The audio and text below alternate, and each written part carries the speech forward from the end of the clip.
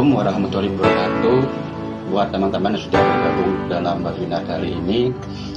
Malam hari ini kita akan membahas tentang materi yang tentunya sangat menarik tentang rapat persiapan penunjukan penyedia. Dan rapat persiapan penunjukan penyedia ini tentunya kita ambil berdasarkan PMPU 7 tahun 2019.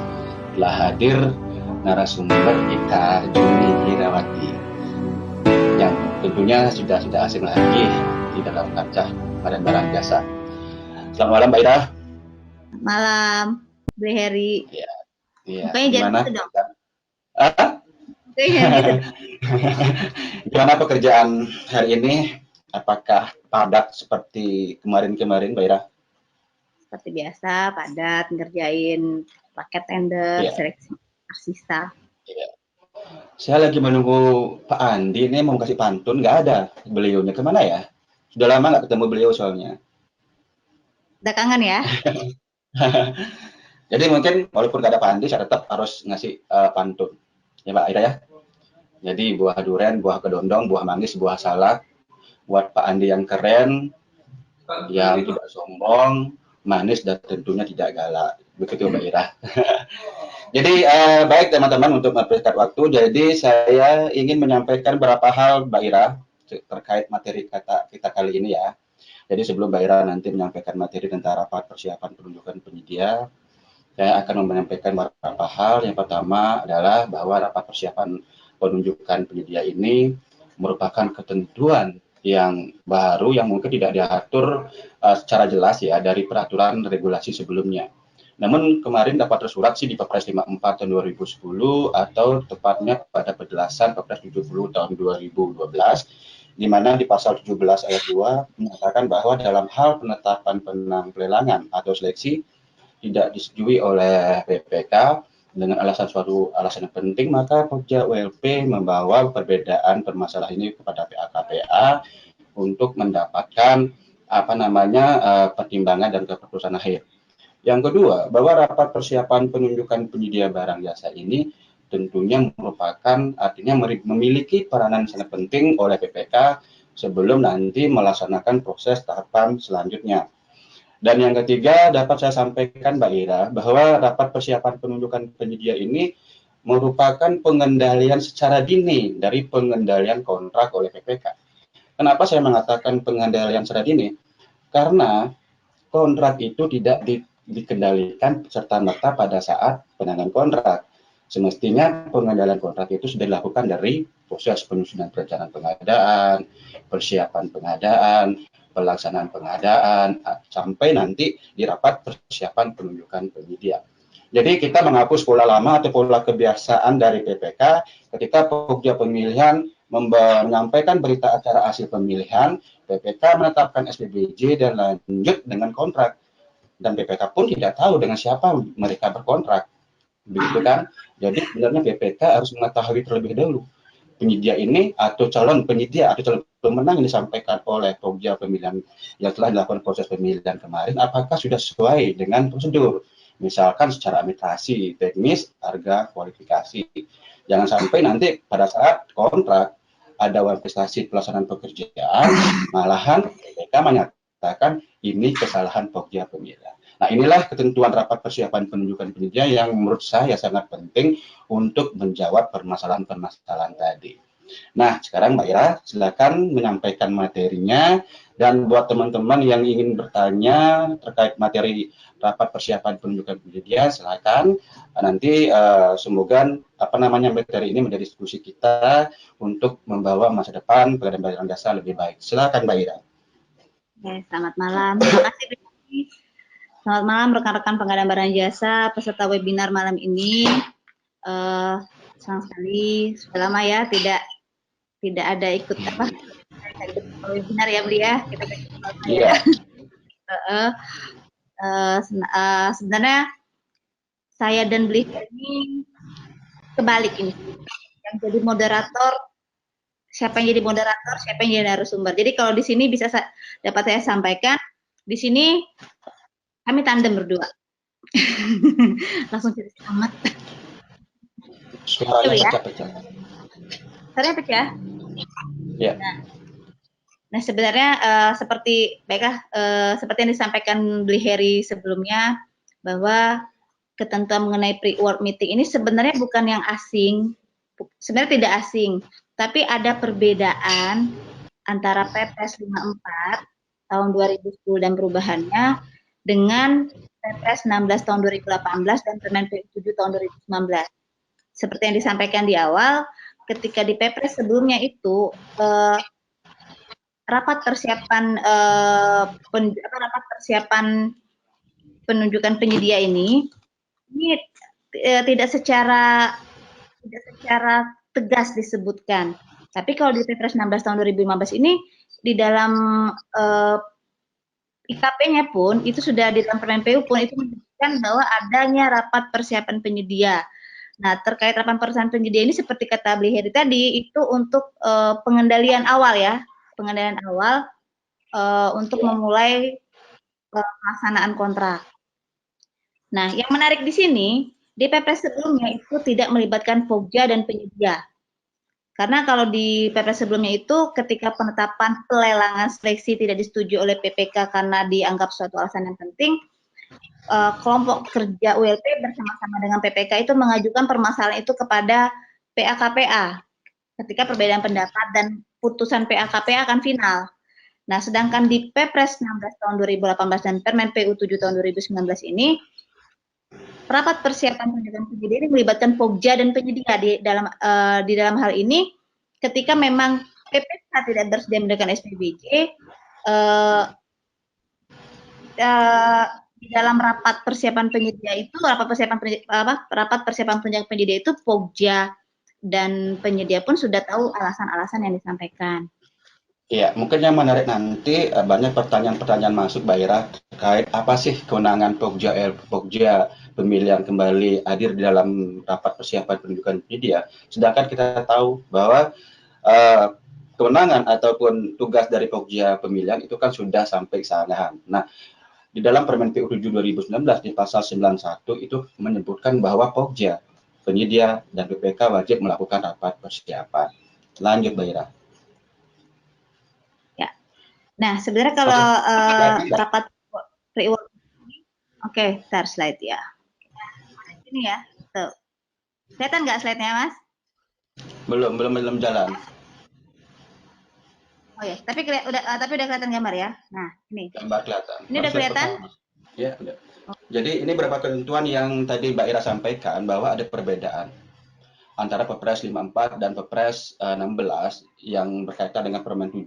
Itu perbedaannya adalah ketika Perpres 16, Pokja dan penyedia tidak dilibatkan, sedangkan di Permen 7 2019 di sana jelas saya sampaikan tadi bahwa Pokja dan penyedia dan PPK terlibat di dalam rapat persiapan penunjukan penyedia. Tahapan sebelum pre-award meeting ini itu adalah Pokja pemilihan itu harus menyampaikan berita acara hasil pemilihan kepada pejabat pembuat komitmen dengan tembusan kepada Kepala UKPBJ. Nah, ini akan menjadi dasar PPK dalam menerbitkan surat SPBJ. Nah, untuk BAHP ini pun diberikan kepada PPK itu setelah masa sanggah berakhir atau tidak ada sanggahan atau memang sanggah banding telah berakhir atau memang tidak ada sanggah banding atau memang KPA sudah menyatakan sanggah banding itu tidak diterima apabila ada sanggahan banding. Nah, di sini kan seperti yang disampaikan Bli tadi ya, menariknya akan ada pertanyaan siapa sih yang bertanggung jawab terhadap rapat pre-award meeting ini. Sebenarnya kalau di dalam IKP di dalam Permen PU 7 2019 itu sebelum menentukan SPBJ itu PPK, Pokja pemilihan dan pemenang itu akan melaksanakan persiapan penunjuk penyedia. Pertanyaannya siapa yang mengundang?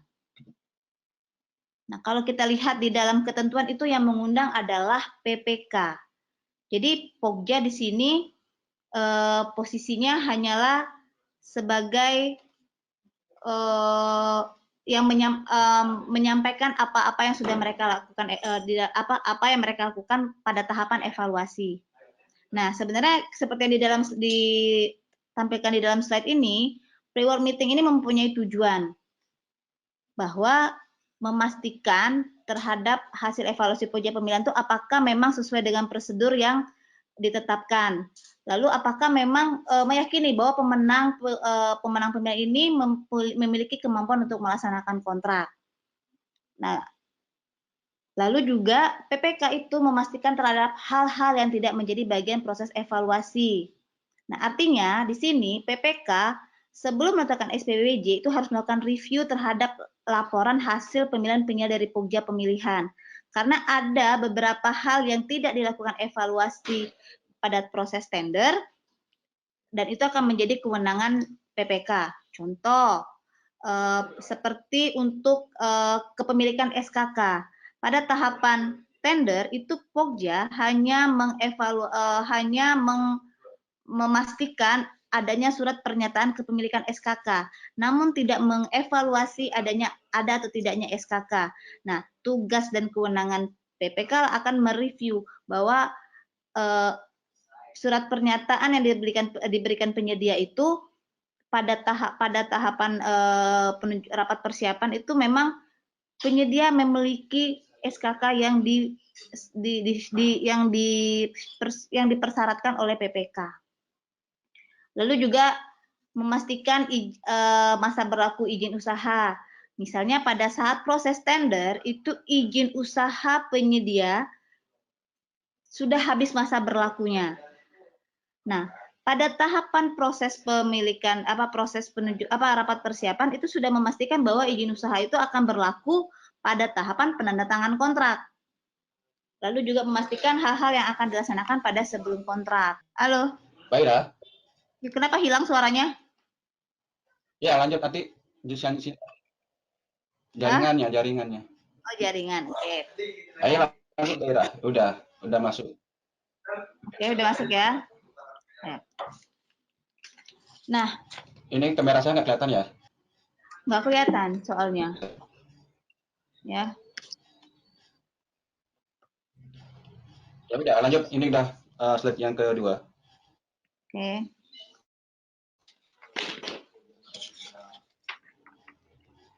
Ini sudah dipastikan. Nah, di dalam ya, kelihatan beda. Kelihatan ya. Nah, PPK itu ya, seperti disampaikan sebelumnya, ya, apa yang dilakukan oleh PPK adalah melakukan review terhadap hasil evaluasi yang dilakukan Pokja. Apakah juga tahapan tender juga sesuai dengan tahapan, lalu ketentuan apakah juga sudah sesuai dengan ketentuan di dalam dokumen pemilihan.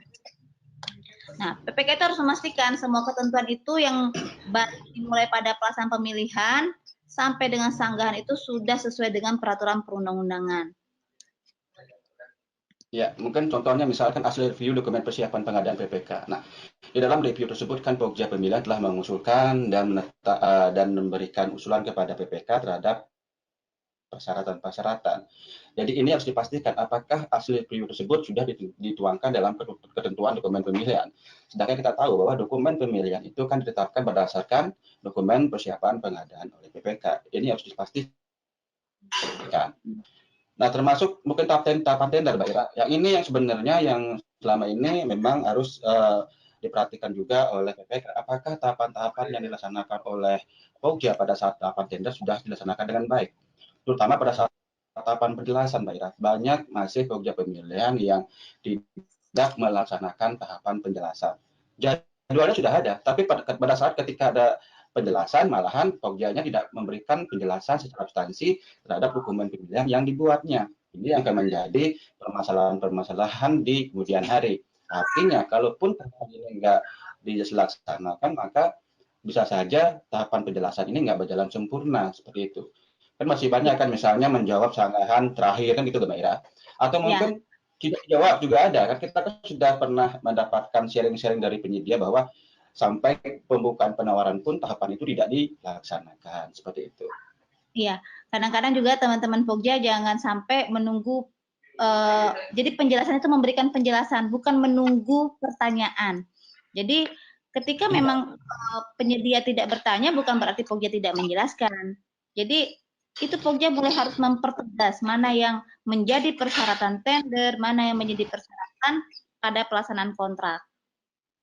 Lalu apakah memang di dalam menjawab sangka juga jangan menunggu jawab ya Mas ya. Iya, Halo. termasuk hasil evaluasi Mbak Ira. Hasil evaluasi ini kan berdasarkan kriteria-kriteria ditetapkan dalam dokumen pemilihan. Jadi jangan sampai kita mengenal namanya post bidding di sana. Nah, inilah yang harus dipastikan oleh PPK, apakah ada penambahan atau penggantian penilaian di dalam proses pemilihan. Jadi kalau ada seperti tersebut, maka PPK bisa saja menolak hasil dari proses pemilihan oleh Pokja pemilihan. Nah, ya lanjut Mbak Ira, terus lagi. Ya. Nah, ini juga PPK harus memastikan apakah penyedia itu masih memiliki sisa kemampuan paket untuk pekerjaan yang untuk konstruksi dengan segmentasi kecil. Nah, kalau untuk non kecil kan tidak ada lagi sisa kemampuan paket. Nah, jadi artinya untuk SKP dengan segmentasi usaha kecil itu 5 SKP. Lalu apakah memiliki apakah masuk dalam daftar hitam? Itu juga harus dipastikan. Dan juga untuk dengan segmentasi kualifikasi non kecil, apakah penyedia itu memiliki sisa kemampuan keuangan? Nah, itu juga harus memastikan sisa keuangan sebelum sisa keuangan si penyedia itu harus dipastikan sebelum diterbitkan SPPJ. Iya, jadi nanti kita bahas pada saat di rapatnya, Mbak Ira. Ini kan hanya bahwa di dalam rapat persiapan itu ada hal yang memang kita pastikan sisa kemampuan paket, terutama daftar hitam. Daftar hitam ini juga harus dipastikan dulu oleh PPK ketika nanti mau menerbitkan SPPJ. Jangan sampai menerbitkan SPPJ apalagi melaksanakan kontrak dengan perusahaan-perusahaan yang terdaftar hitam. Nanti kita akan jelaskan secara detail nih, Mbak Ira. Ya, oke.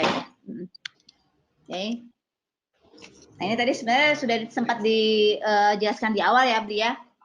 Kapan dilakukan rapat persiapan penyedia. Nah, tadi kan di awal sudah juga disebutkan bahwa rapat ini dilakukan setelah berita acara hasil pemilihan itu disampaikan. Apabila masa tangga berakhir, bukan berarti rapat persiapan ini dilakukan 6 hari setelah pengumuman ya, atau mungkin setelah berita acara hasil pemilihan itu diupload oleh Pokja ya. Itu kan pada saat pengumuman menang kan disuruh kita upload kan. Jadi bukan berarti itu yang namanya penyampaian BAP, karena penyampaian BAP itu sudah jelas harus masa sanggahan berakhir, apabila ada sanggahan, masa sanggahan banding berakhir, atau KPA tidak menyatakan sanggahan itu salah atau diterima. Jadi skema seperti ini, Mbak Ira. Kita bisa lihat di pengumuman menang, misalkan hari Senin itu kan, berarti dimulai sanggah itu Selasa, Rabu, Kamis, Jumat. Sabtu Minggu kan hari kalender kan masih bisa. Berarti Senin itu terakhir masa sanggah. Nah, kita ilustrasikan Senin itu ada sanggahan. Senin ada sanggahan, berarti Pokja pemilihan misalnya Selasa sanggahan dijawab, ya kan? Berarti setelah ada sanggahan itu BHP itu nggak bisa disampaikan dulu kepada PPK, karena indikasi sanggahan banding pasti ada kan. Jadi kita harus menunggu sanggahan banding itu ke 5 hari ke depan. Kalau tidak ada, baru dalam 5 hari ke depan itu kita menyampaikan BHP-nya. Begitu. Kalau ada sanggahan banding akan ada molor lagi 14 hari untuk KPA menjawab. Nah, ini yang harus dipastikan dulu. Kalau memang tidak ada sanggahan, silakan setelah masa sanggahan berakhir maka BHP bisa disampaikan. Tetapi kalau masih ada sanggahan, maka indikasi sanggahan banding harus kita tunggu dulu. Jangan sampai PPK menerbitkan melakukan rapat persiapan, sedangkan sanggahan bandingnya nanti ada seperti itu. Ini salah satu contoh berita acara penyampaian ya. Berita acara penyampaian BAHP ke PPK. Ya, ini belum kelihatan. Ini Pokja pemilihan menyampaikan laporan hasil pemilihan. Udah kelihatan belum? Belum, slide-nya belum kelihatan. Belum. Masa belum kelihatan? Udah, sekarang udah. Ini udah jalan padahal. Ini udah. Udah jalan, sekarang udah kelihatan. Mungkin lambat mungkin. Nah, ini contoh. Udah. Ya.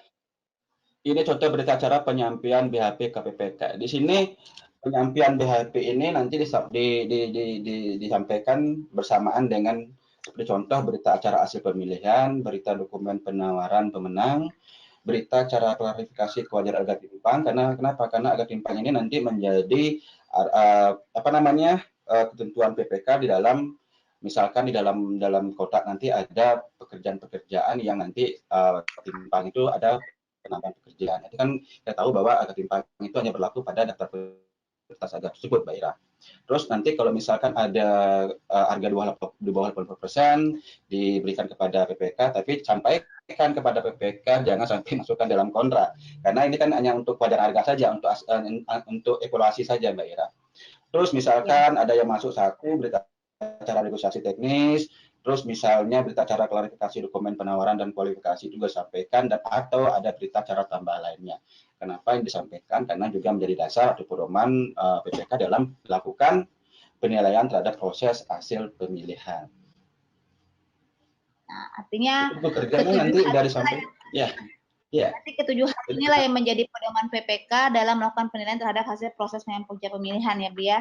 Nah, jangan lupa juga di dalam surat tersebut sampaikan juga bahwa demikian disampaikan berita acara hasil pemilihan ini, dan agar selanjutnya dilakukan rapat persiapan penunjukan penyedia barang jasa paling lambat 3 hari kerja setelah BHP ini diterima oleh PPK. Nah, nanti kalau PPK nggak mengundang Pokja gimana? Siapa salah, Mbak Ira? Ini kan kewenangan Pokja udah habis. Kan? Ini kan sebenarnya kewenangan PPK. Kan? Udah wilayahnya. Ya. Jadi kalau kita nggak diundang ya udah, nggak usah minta undang. Berarti dia udah melanggar pasal 82 dong. Artinya ini kan wajib kan, bahwa di dalam pasal 91 kan sampaikan tadi bahwa PPK wajib Pokja wajib PPK melakukan rapat persiapan, dan nanti kalau misalkan Pokja nggak diundang berarti sudah tugasnya PPK wajib menyampaikan undangkan ke Pokja, itu sudah melanggar pasal 82, jadi bisa saja melanggar sanksi administratif seperti itu. Lanjut, Mbak Ira.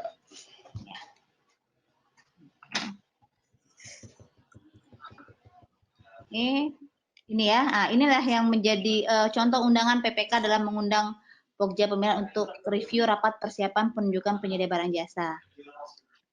Iya, jadi sudah kita buat ada berdasarkan Menteri PUPR, jadi jelas lah seperti itu. Nah, di sini kalau rapat persiapan penunjukan penyedia itu ada untuk pekerjaan jasa konsultan konstruksi, lalu pekerjaan konstruksi. Nah, pada tahapan ini yang dilakukan adalah keberlakuan data isian kualifikasi untuk konstruksi, lalu bukti sertifikat kompetensi personel manajerial, lalu yang ketiga perubahan jangka waktu pelaksanaan pekerjaan dikarenakan jadwal pelaksanaan pekerjaan ditetapkan sebelumnya akan melewati batas tahun anggaran.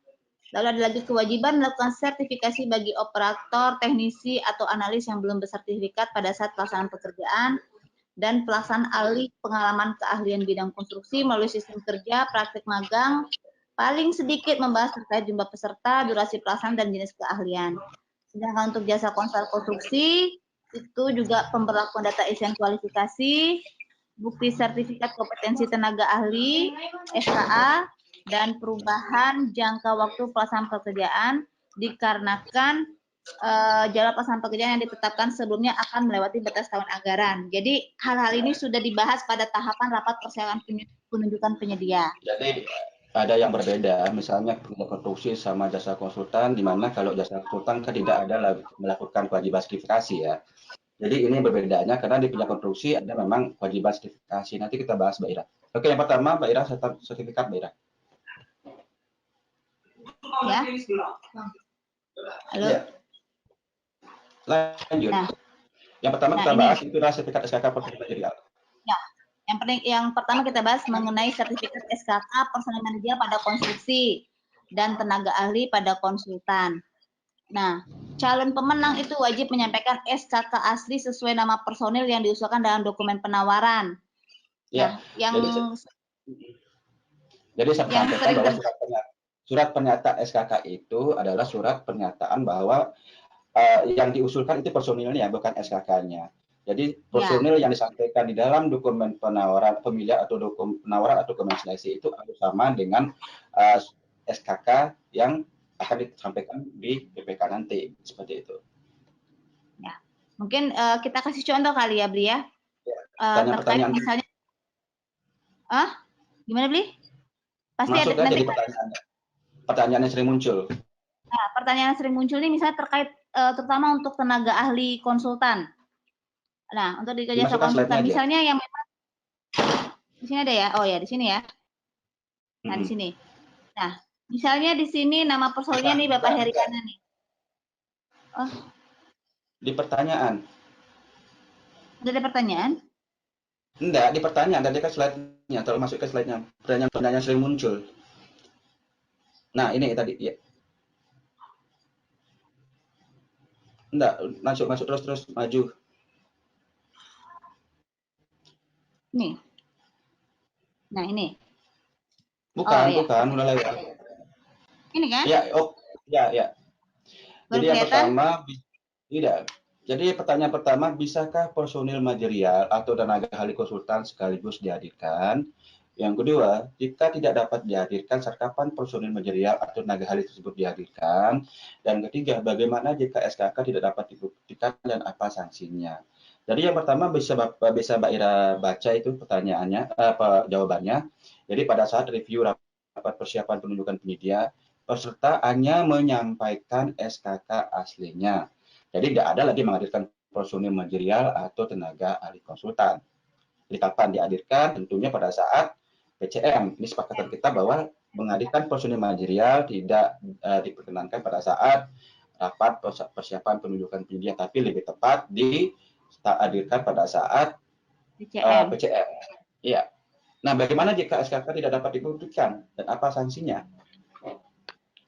Nanti kalau tidak disampaikan, maka dikenakan sanksi administratif berupa pembatalan penetapan pemenang dan sanksi daftar hitam.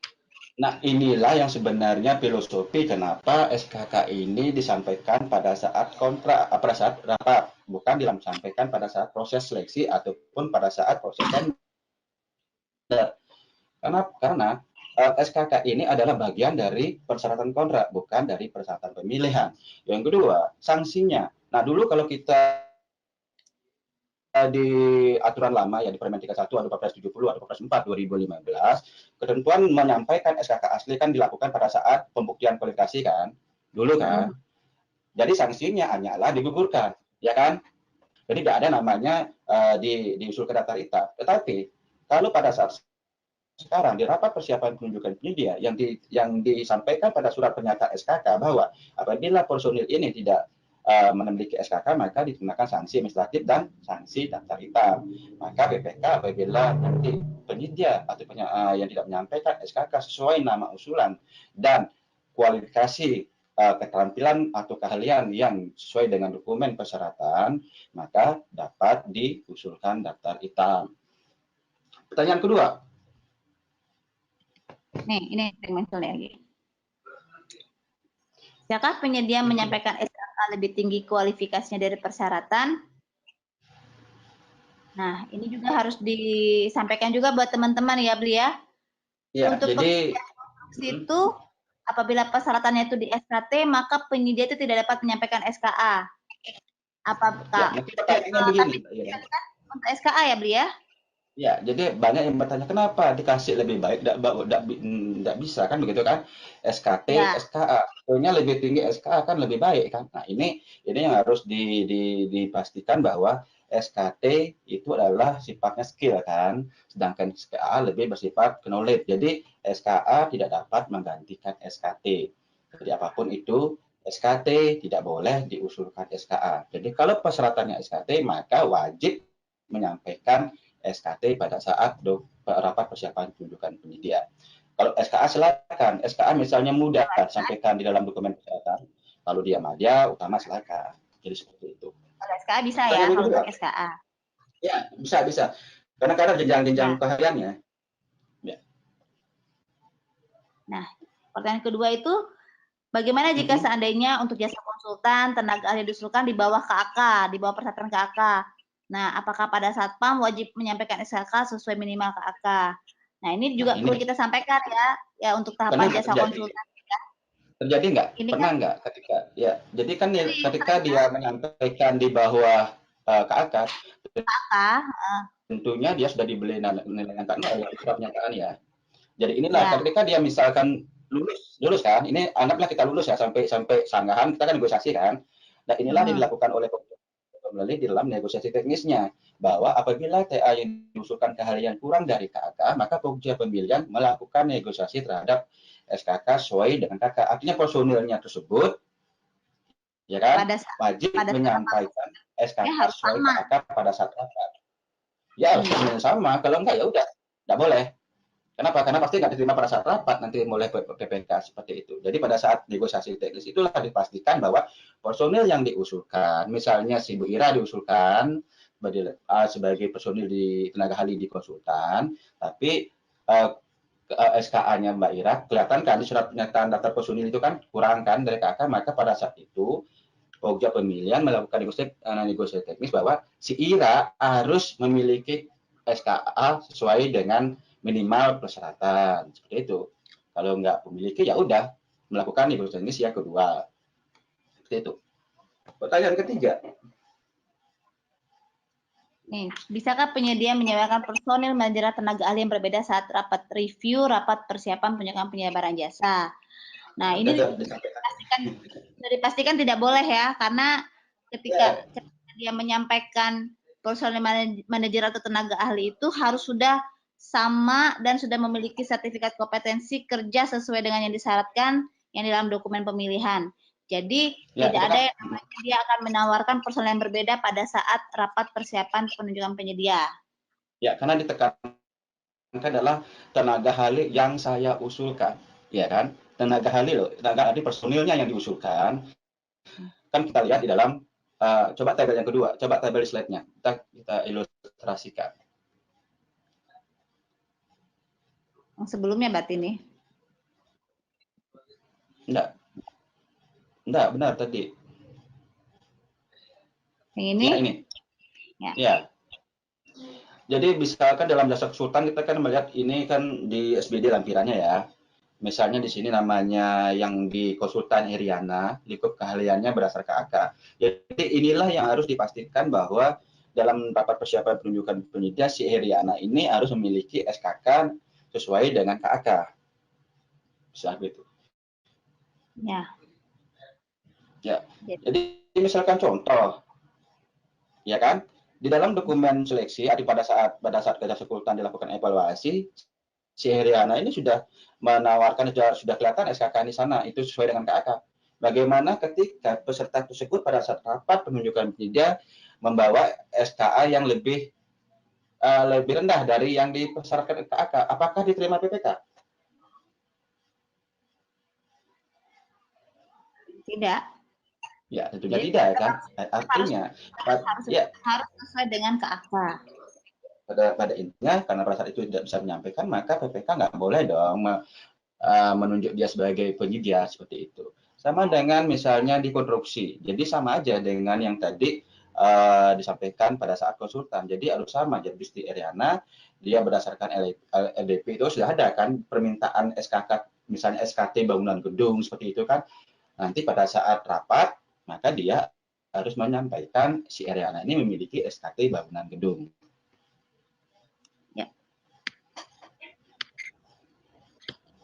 Ya.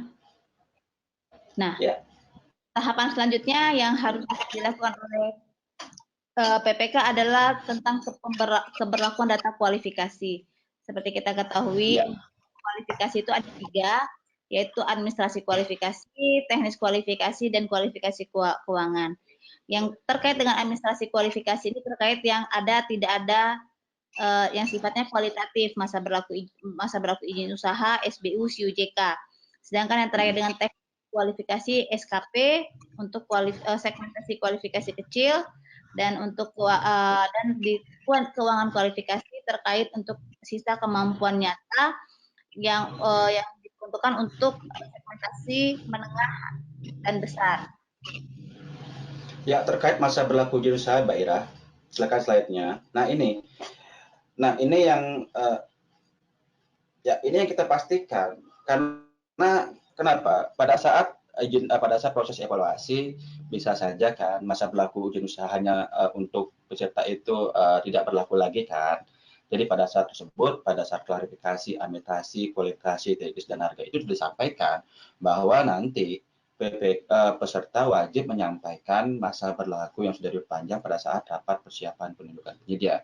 Begitu juga dengan konsultan konstruksi dilakukan dengan prakualifikasi, kan disampaikan kalkulasi pertama kali, tentu juga disampaikan kalau memang masa berlakunya habis pada saat kualifikasi, maka pokja pemilihan memberikan pada peserta agar menyampaikan masa berlaku SBU yang sudah diperpanjang pada saat rapat persiapan penunjukan penyedia. Ada yang menarik juga sih di sini Mbak Ira, apakah pertanyaannya begini, ini kan pada saat rapat persiapan penunjukan penyedia, ketika nanti, ya kan, ketika nanti pada saat rapat persiapan penunjukan penyedia SBU juga belum diperpanjang, apakah PPK sudah tidak memberikan harapan untuk memberikan SPBJ? Di awal kan sudah disampaikan bahwa SBU ini akan berlaku diperpanjang sampai dengan rapat persiapan penunjukan penyedia. Nah, pada saat rapat persiapan penunjukan penyedia ternyata si peserta ini juga belum menyampaikan masa berlakunya diperpanjang karena masih kepengurusan kan. Apakah PPK tidak menetapkan mereka penyedia itu menjadi SPPJ? Apakah langsung menunjuk yang kedua? Masih diberi kesempatan sampai dengan sebelum penandatangan kontrak. Iya, jadi tata cara evaluasi kualifikasinya, kalau di kualifikasi itu disampaikan pada saat rapat penunjukan penyedia. Tapi kalau kita bicara tata cara evaluasi kualifikasi, diberikan waktu sampai sebelum penandatangan kontrak. Jadi di sini bisa saja PPK memberikan waktu sampai tanda tangan kontrak tidak ditandatangani, seperti itu Mbak Ira. Ya, dan jadi, juga mungkin ditambahkan untuk izin usaha ini sekarang kan juga ada namanya yang IUJK, yang OSS. Nah, kalau IUJK ini pada saat proses tender itu biasanya kan ada yang belum berlaku efektif. Nah, itu tetap masih bisa ikut tender atau seleksi, tapi pada saat rapat persiapan penunjukan penyedia dan sekurang-kurangnya pada saat sebelum penandatangan kontrak itu sudah harus IUJK OSS itu sudah harus berlaku efektif. Ya, artinya kalau dia UJK-nya di OSSK itu kan biasanya kalau tidak efektif ya, maka tetap bisa melaksanakan tender asal masa berlaku SBU-nya tetap aktif. Jadi ketika pada saat betul. Jadi kalau pada saat rapat persiapan atau sebelum dengan kontrak, maka UJK itu sudah aktif di OSS-nya Mbak Ira. Jadi itu konsekuensinya, ya kan? Itu. Ya. Nah, ini juga terkait teknis kualifikasi sisa kemampuan paket pilihan konstruksi untuk segmentasi usaha kecil. Maksimal 5 SKP. Nah, yang perlu ditegaskan di sini, yang dinamakan SKP itu adalah pekerjaan yang sudah berkontrak yang dihitung, bukan pekerjaan yang sudah menang. Jadi belum tentu penyedia itu, jadi pastikan penyedia itu memang sudah berkontrak. Ketika dia jadi pemenang, belum tentu dia menjadi penyedia berkontrak. Jadi ada 3 filter di sini Mbak Ira. Nah, pada saat penetapan pemenang, ini proses pemilihan nih ya, kembali ke proses pemilihan, itu kan ada penetapan pemenang. Jadi sebelum dilakukan penetapan pemenang, ada namanya klarifikasi SKP, kan, personil sama peralatan. Nah, pada saat penetapan pemenang, bisa saja si penyedia tersebut masih memiliki 1 SKP, kan. Misalkan dia menang 5 nih. Ya. Dia sudah memiliki 5 menang, dan 4 sudah berkontrak. Nah, ketika 4 saja berkontrak, maka masih ada 1 sisa kemampuan paket kan untuk usaha kecil. Berarti pada saat penetapan pemenang dia tetap lolos. Karena apa? Karena 1 pekerjaan belum dikontrakkan. Nah, pada saat rapat inilah PPK memastikan kembali apakah yang 1 tadi yang tertinggal apakah sudah berkontrak apa belum. Nah, ketika sudah berkontrak, maka PPK tidak boleh menunjuk mereka menjadi penyedia karena kemampuan SKP-nya sudah tidak memenuhi. Ini dipastikan oleh PPK. Nah, ini lanjut. Ini nggak berlaku untuk non kecil ya. Ya, hanya berlaku. Nah, untuk SKL. Yang berbeda di sini adalah untuk konstruksi itu 10% dari nilai total HPS, sedangkan untuk konsultan itu 50% dari nilai total HPS. Ya, ini sama perlakuannya dengan SKP sebenarnya harus dilihat dari daftar pengalaman yang sedang dikerjakan, ya kan? Jadi misalkan kita contohkan aja ilustrasinya, misalkan untuk keuangan konstruksi, misalkan 10% dari nilai total APS, kan? Misalkan dalam saat penetapan tender masih sisanya 12%, masih kan bisa kan? Karena data 10% kan? Nah, kita lihat apakah pada saat tersebut ada pekerjaannya lagi dikontrakkan atau tidak. Nah, karena akan dipotong kembali dengan nilai APS pekerjaan yang sudah dikontrakkan. Jadi kalau kurang dari 12% ya sudah, nggak bisa ditetapkan penyedia. Begitu juga dengan konsultan, itu lebih parah lagi 50% kan. Misalnya Ya. 500 juta, APS-nya berarti dia harus punya SKN 250 juta. Seperti Ya. itu Mbak Ira. Itu Ya. aja. Ya. Ya. Jadi tuh lanjut ya. Nah ini juga Ya. terkait jangka waktu pelaksanaan. Ini untuk jangka waktu pelaksanaan ini dapat dilakukan perubahan jika memang jadwal pelaksanaan itu jika ditetapkan akan melewati batas tahun anggaran. Ini dapat kita lakukan perubahan. Karena inilah yang harus kita pastikan Mbak Ira di dalam tender sepertinya kita sampaikan bahwa pada saat review juga kita sampaikan pada PPK kan ada namanya jadwal pengadaan kan. Pengadaan itu kan ada dua kan, persiapan pengadaan dan pelaksanaan pengadaan. Di persiapan pengadaan itu juga ada dua, persiapan pengadaan oleh PPK, persiapan pengadaan oleh Pokja pada saat review kan. Selanjutnya pelaksanaan pengadaan juga ada dua, pelaksanaan pemilihan dan pelaksanaan kontrak. Nah ini harus dilihat juga oleh PPK bahwa jangka waktu pelaksanaan yang misalkan butuh waktu banyak tersebut ditenderkan lebih awal. Kenapa? Karena dalam proses tender itu kan ada aja kan ada dalam proses evaluasi kita membutuhkan waktu yang lebih panjang kan, karena kita nggak tahu apakah peserta itu masuk sedikit banyak atau tidak. Yang lainnya adalah tender, karena namanya proses tentu pasti ada namanya proses tender gagal kan, namanya proses mungkin berjalan dengan baik gitu loh, apalagi sekarang tahapan-tahapan tender itu kan menggunakan waktu kerja kan, tidak lagi menggunakan kalender, jadi itu harus benar-benar sudah terencana dengan baik jadwalnya. Belum kita melihat sekarang jaringan SPSE, apalagi sekarang kan SPSE sekarang lagi nggak enak badan ya. Jadi banyak sekali hal yang nggak bisa diakomodir oleh SPSE. Kemarin kalau nggak salah itu jadwal pemilihan nggak bisa dirubah ya.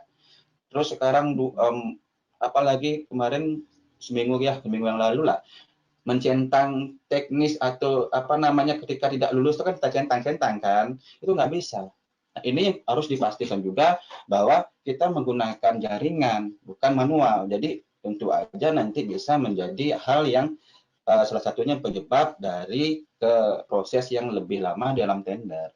Jadi ketika nanti menyebabkan jangka waktu pelaksanaan itu berkurang, maka di sini harus dipastikan kepada penyedia bahwa apakah nanti dapat melaksanakan pekerjaan sesuai dengan ruang lingkup atau kebutuhan pekerjaan. Kita lihat di skemanya Mbak Ira, contohnya. Di sini ya. Iya. Nah ini, misalnya waktu yang direncanakan di awal tuh 210 hari kalender. Lalu waktu pelaksanaan tender 45 hari kerja. Nah, waktu pelaksanaan itu dihitung dari SPMK ya. Jadi 180 hari kalender sampai dengan tanggal 20 Desember. Nah, ini pada tahapan ini juga PPK harus memastikan bahwa apakah pelaksanaan dengan 180 hari kalender tersisa itu dapat memenuhi waktu pelaksanaan pekerjaan. Nah, hal ini harus antara PPK dan calon pemenang itu harus duduk bersama juga dengan konsultan perencana. Nah, ketika konsultan perencana maka itu konsultan perencana sendiri yang mengetahui kan. Konsultan perencana sendiri yang mengetahui kan, karena dia yang mengeluarkan atau output JDED, dia tahu berapa waktu pelaksanaan pekerjaannya. Ketika nanti misalkan konsultan perencana menyatakan bahwa 180 hari kalender tersebut masih dapat melaksanakan pekerjaan, dan itu pun harus disepakati oleh penyedia. Nah, bagaimana sanksinya kalau penyedia tidak sepakat? Apakah dia nanti di blacklist ataupun di jaminan penawaran, misalkan menyampaikan jaminan penawaran itu dicairkan? Itu tidak kan? Kenapa? Karena kan ini kan bukan kesalahan penyedia. Jadi kalau penyedia mundur ya silakan. Karena prosesnya di awal kan memang 210 hari kalender perhitungannya. Iya. Nah, ketika misalkan mau melebihi tahun anggaran dan harus dikerjakan ya sudah, bisa saja dikenakan tahun jamak dengan persetujuan dari kepala daerah dan tentunya DPRD. Itu ada ketentuannya di KPK. Baik, lanjut. Lanjut, ini terkait dengan sertifikasi tenaga konstruksi. Nah, ini juga ini terkait dengan sertifikasi tenaga kerja konstruksi ini ada di Undang-Undang Nomor 2 Tahun 2017 tentang jasa konstruksi. Nah, ini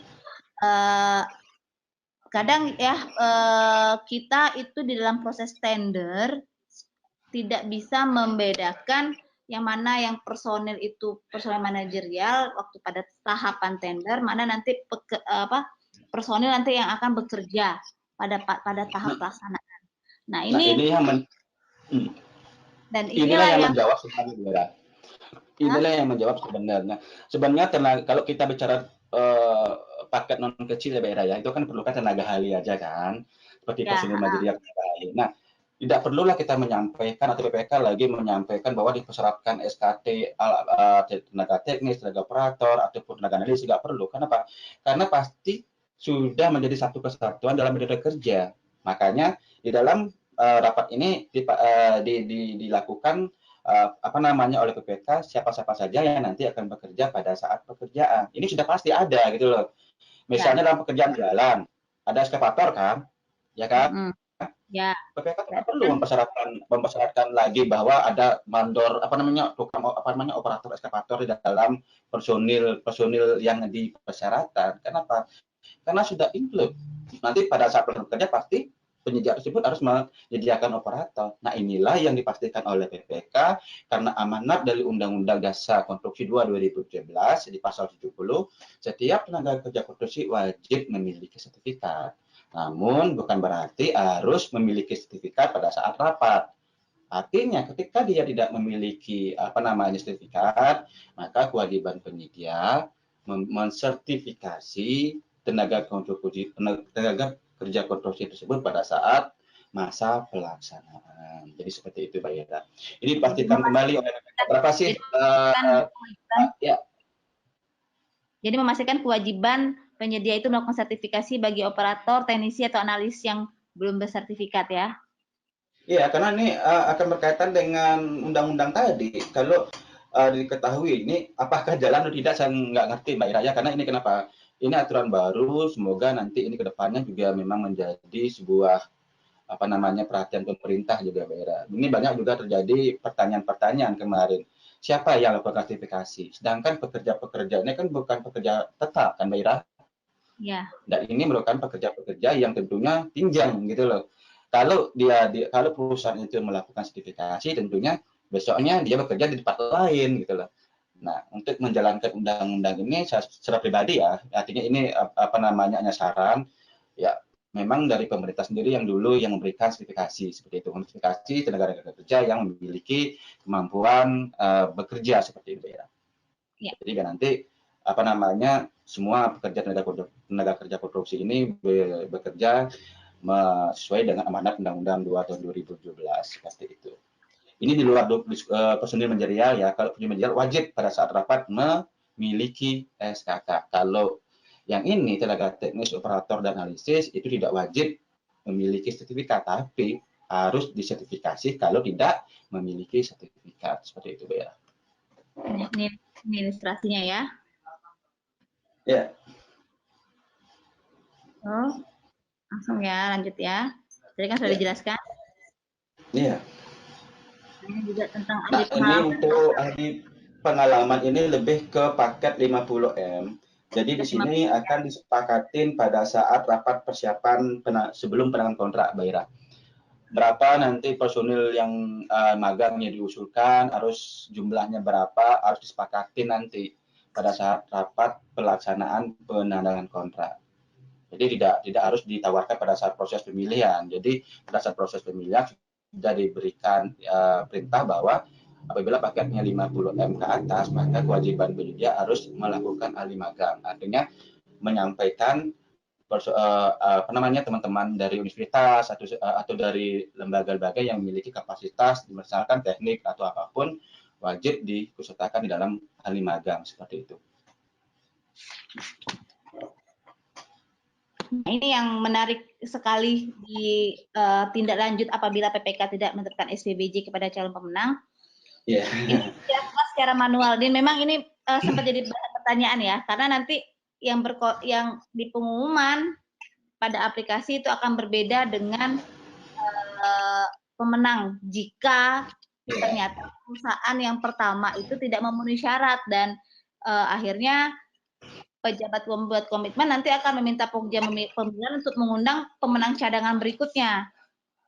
Ya, Nah, ini pada intinya semua peserta atau penawar yang menawar dalam satu paket pekerjaan tersebut, misalkan 20 nih, yang nomor 20 pun bisa menjadi pemenang ketika 1, 2, 3, 4, 5, 6, sampai 19 itu tidak diterima oleh BPK. Seperti itu.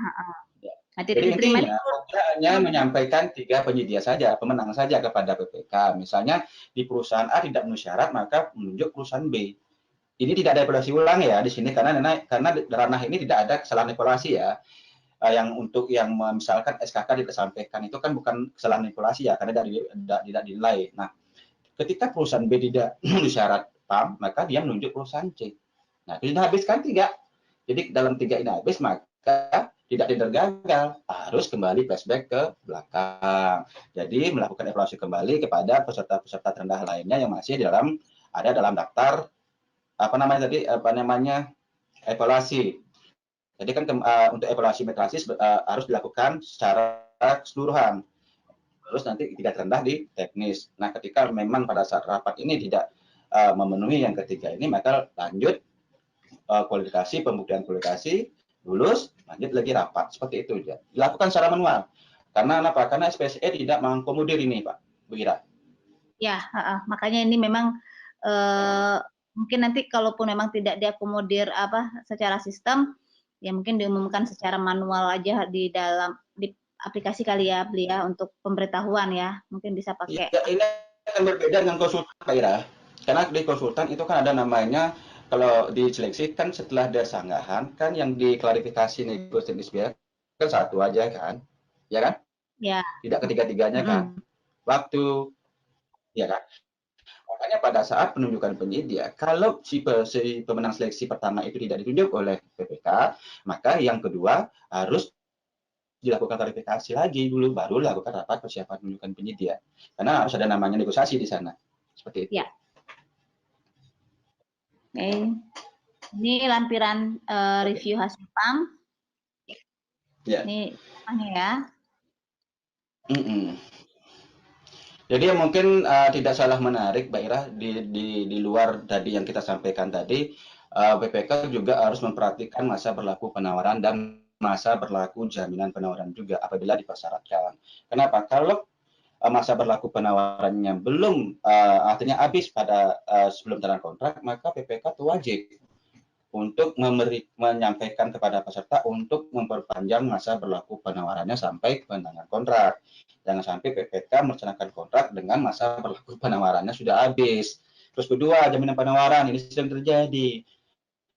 Harus juga disampaikan bahwa jaminan penawaran itu paling tidak masih berlaku pada saat sebelum penandatanganan kontrak. Takutnya ketika nanti, misalkan dia dari PBJ nih, ya kan, ternyata dia ternyata ada yang tidak, misal jaminan pelaksanaan misalkan kan harus menyampaikan dulu kan sebelum tanda kontrak. Nah, ketika jaminan pelaksanaan itu nggak bisa disampaikan, ya artinya sangat susah disampaikan, ya udah jaminan penawaran itu harus dipastikan masih berlaku sehingga PPK dapat mencairkan jaminan penawar. Itu yang harus diperhatikan. Jangan sampai PPK hanya melihat bahwa SKK seperti ditampilkan tadi.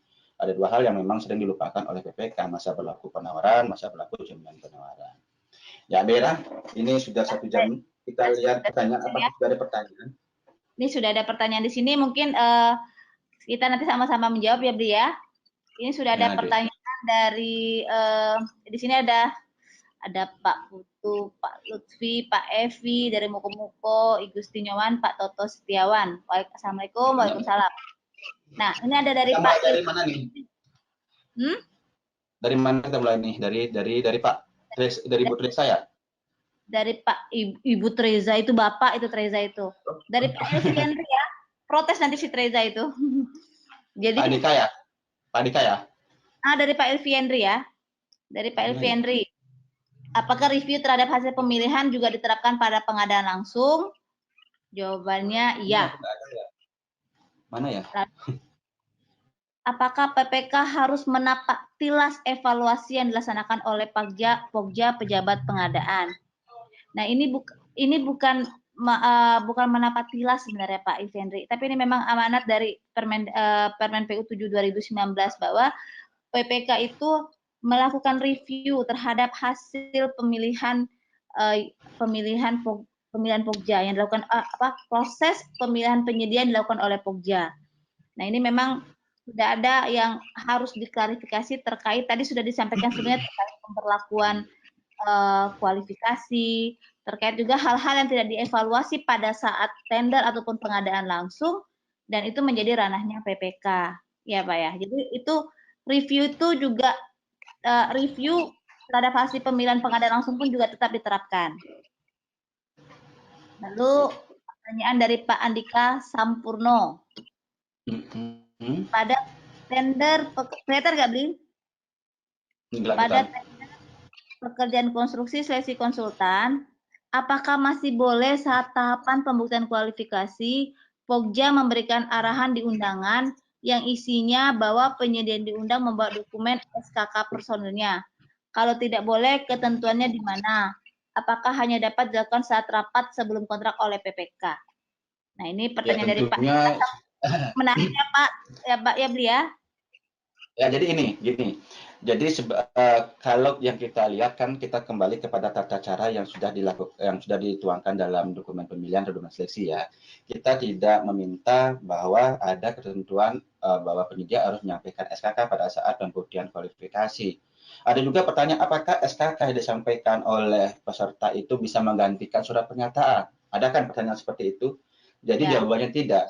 Walaupun SKK itu adalah bukti kepemilikannya, tapi SKK tersebut tidak menjadi bagian evaluasi. Yang kita evaluasi adalah surat pernyataannya, bukan SKK-nya. Begitu Pak Andika. Jadi tidak ada ketentuan harus disampaikan dalam undangan menyampaikan SKK. Itu nanti kena pasal 4748, Pak. Karena kita menambah kriteria penilaian. Melanggar Permen PU. Iya. Ya, jadi nggak boleh Pak ya. Lalu Pak Eka Riswanto. Bukan, dari Pak Treza dulu. Treza Osi Yolanda. Halo Mas Reza, dari Mas Reza Babel ya, Belitung. Belitung ya? Ya, Belitung ya. Jika Pokja tidak melakukan koreksi arimatik, sehingga berakibat tidak ada berita acara klarifikasi kewajaran harga atau harga timpang. Sementara PPK menemukan terdapat item penawaran di bawah 80%. Bagaimanakah menindaklanjut ranah masing-masing pihak terhadap ya, berarti ini sudah bisa ditolak, Mbak Ira. Ini kan termasuk tahapan yang tidak dilaksanakan oleh Pokja, kan? Karena ketentuan di dalam IKP sudah jelas bahwa Pokja akan harus wajib melaksanakan klarifikasi kewajaran harga di bawah 80%. Itu sudah harus sudah PPK sudah memiliki bukti yang kuat itu Pak Tresa, jadi bisa ditolak, dilakukan evaluasi ulang seperti itu. Ya, ini ditolak ya. Dapat dilanjutkan oleh pemenang berikutnya, calon pemenang cadangan berikutnya. Lalu pertanyaan dari Pak Eka Riswanto. Apakah PPK dapat menyimpan SKK asli personil manajerial selama masa pelaksanaan? Nggak ada di dalam ketentuan ya, nggak ada di dalam ketentuan Pak Eka. Artinya maksudnya PPK biar nanti nggak ditawarkan lagi kan pada perusahaan lain atau pekerjaan lain. Tenang Pak, siapa tadi Pak? Siapa namanya? Pak Eka Riswanto. Pak Reka, tenang aja Pak. Pokja memiliki kekuatan penuh untuk melakukan filter apabila nanti penyedia menawarkan personil ini, karena dalam ketentuan penetapan pemenang kan lagi difilter oleh Pokja. Kalau dia menawarkan personil yang sama ya sudah nggak boleh. Seperti itu Pak siapa lagi? Mungkin nanti Pak Eka Riswanto ini kelewatan lah, maksudnya apa? Tidak terdeteksi mungkin yang dikhawatirkan Pak Eka Riswanto itu begitu kali Beli. Iya memang ya, tapi nggak boleh kan kita menahankan seperti itu karena apa? Karena ada ketentuan-ketentuan yang harus dilaksanakan oleh PPK juga kan, seperti itu. Lalu pertanyaan dari halo adik kecil Mutiara Ramadhani, Muti. Semangat ya, semangat. Apa kabar di Lombok, aman? Nah, ini dari Pak Nurbuana, tadi sudah kita sampaikan juga Pak di dalam slide di depan, di awal. Apakah personal manajer yang ditawarkan harus wajib dihadirkan pada saat PAM? Kalau tidak hadir, apakah penyedia dapat digugurkan oleh PPK dan adakah legal standingnya? Nah, ini sebenarnya tadi di dalam seks juga sudah disampaikan bahwa untuk personal manajerial itu yang diklarifikasi yang dievaluasi oleh PPK itu adalah bukti kepemilikan SKK-nya. Nah, tidak ada lagi personal manager itu dihadirkan pada saat pre-award meeting, karena personal manager itu akan dihadirkan pada saat PCM. Jadi ini tidak boleh. Jadi di sini PPK nggak boleh dong terlalu diskriminatif ya, artinya menghadirkan personil pada saat PAM. Karena apa? Karena mereka kan belum ditunjuk sebagai penyedia kan, masih calon kan. Jangan sampai PPK malahan meminta personil tersebut dalam kutip banyak sekali Bu Ira. Jadi harus besok datang. Itu sudah ada ketentuannya seperti itu. Jangan sampai orang yang belum jadi penyedia, ya kan? Karena kan belum berkontrak nih. Takutnya pos sudah datang, terus terjadi tidak ditunjuk kontrak, misalkan contoh DIPA misalkan belum disahkan nih, kan begitu kan? PPK meminta si penyedia misalkan 5 personil manajerial, anggap dah tenaga usaha non kecil ya. Kan ada 4 nih, contoh 4 misalnya meminta personil manajerial, pesertanya dari jauh, ya kan? Sedangkan DIPA-nya belum disahkan. DIPA bisa misalkan kan belum boleh berkontrak kan? Tentu aja nanti kalau tentunya ada aturan bahwa kalau DIPA itu kurang dari anggaran untuk pekerjaan, bisa saja kan nggak dilanjutkan kontrak seperti itu kan? Jangan sampai penyedia itu rugi gitu loh. Orang belum menjadi penyedia malahan mengeluarkan kos seperti itu. Makanya ketentuan untuk menghadirkan personil pada saat PAM, kalau saran saya jangan sampai mengundang atau menghadirkan personil karena ada ketentuannya pada saat PCM mobilisasi mendatangkan personil seperti itu, Pak. Nih selanjutnya juga pertanyaan dari adik kecil Mutiara Ramadhani Kusuma Dewi. Ini sebenarnya sudah di dalam di slide tadi sudah dikatakan. Ya, jadi bolehkah rapat PAM hanya dilaksanakan PPK? Karena kalau itu dilaksanakan PPK, maka PPK sudah melanggar pasal 91 Dek Mutiara. Seperti itu, ya boleh. Harus karena ketentuannya wajib, bukan dapat ya di pasal 91, ya kan? Oke, wajib melaksanakan rapat persiapan menunjukkan penyedia bersama penyedia dan PPK. Lanjut pertanyaannya. Dari Pak Toto Robandio. Tahun jamak kan persetujuannya bersama DPR dan KDH pada saat PPAS. Apakah boleh setelah PAM, setelah tahu akan ada. Ini ada ketentuannya Pak. Kalau pada saat PAM atau pada saat SBJ masa pelaksanaan pekerjaan kurang dan melewati aturan anggaran kan, itu diperkenankan sepanjang mendapat persetujuan Pak. Makanya harus persetujuan dari daerah atau DPRD untuk memastikan bahwa anggaran untuk kedepannya sudah disediakan seperti itu. Halo. Iya, lanjut di. Halo. Iya. Iya, Bira. Halo. Iya. Halo. Nah. Iya. Halo. Kedengaran nggak? Dengar. Bira, lanjut. Pertanyaan selanjutnya dari Bapak Muhammad Sahrudin Sukanda. Assalamualaikum Bu, Waalaikumsalam Pak. Saya mau tanya apakah rapat persiapan penunjukan penyedia harus dibuatkan berita acara? Bila iya, adakah contoh berita acaranya? Iya Pak, namanya aja rapat persiapan, pasti harus ada berita acara Pak ya. Kalau untuk contoh berita acaranya, nanti kita share ya. Ya.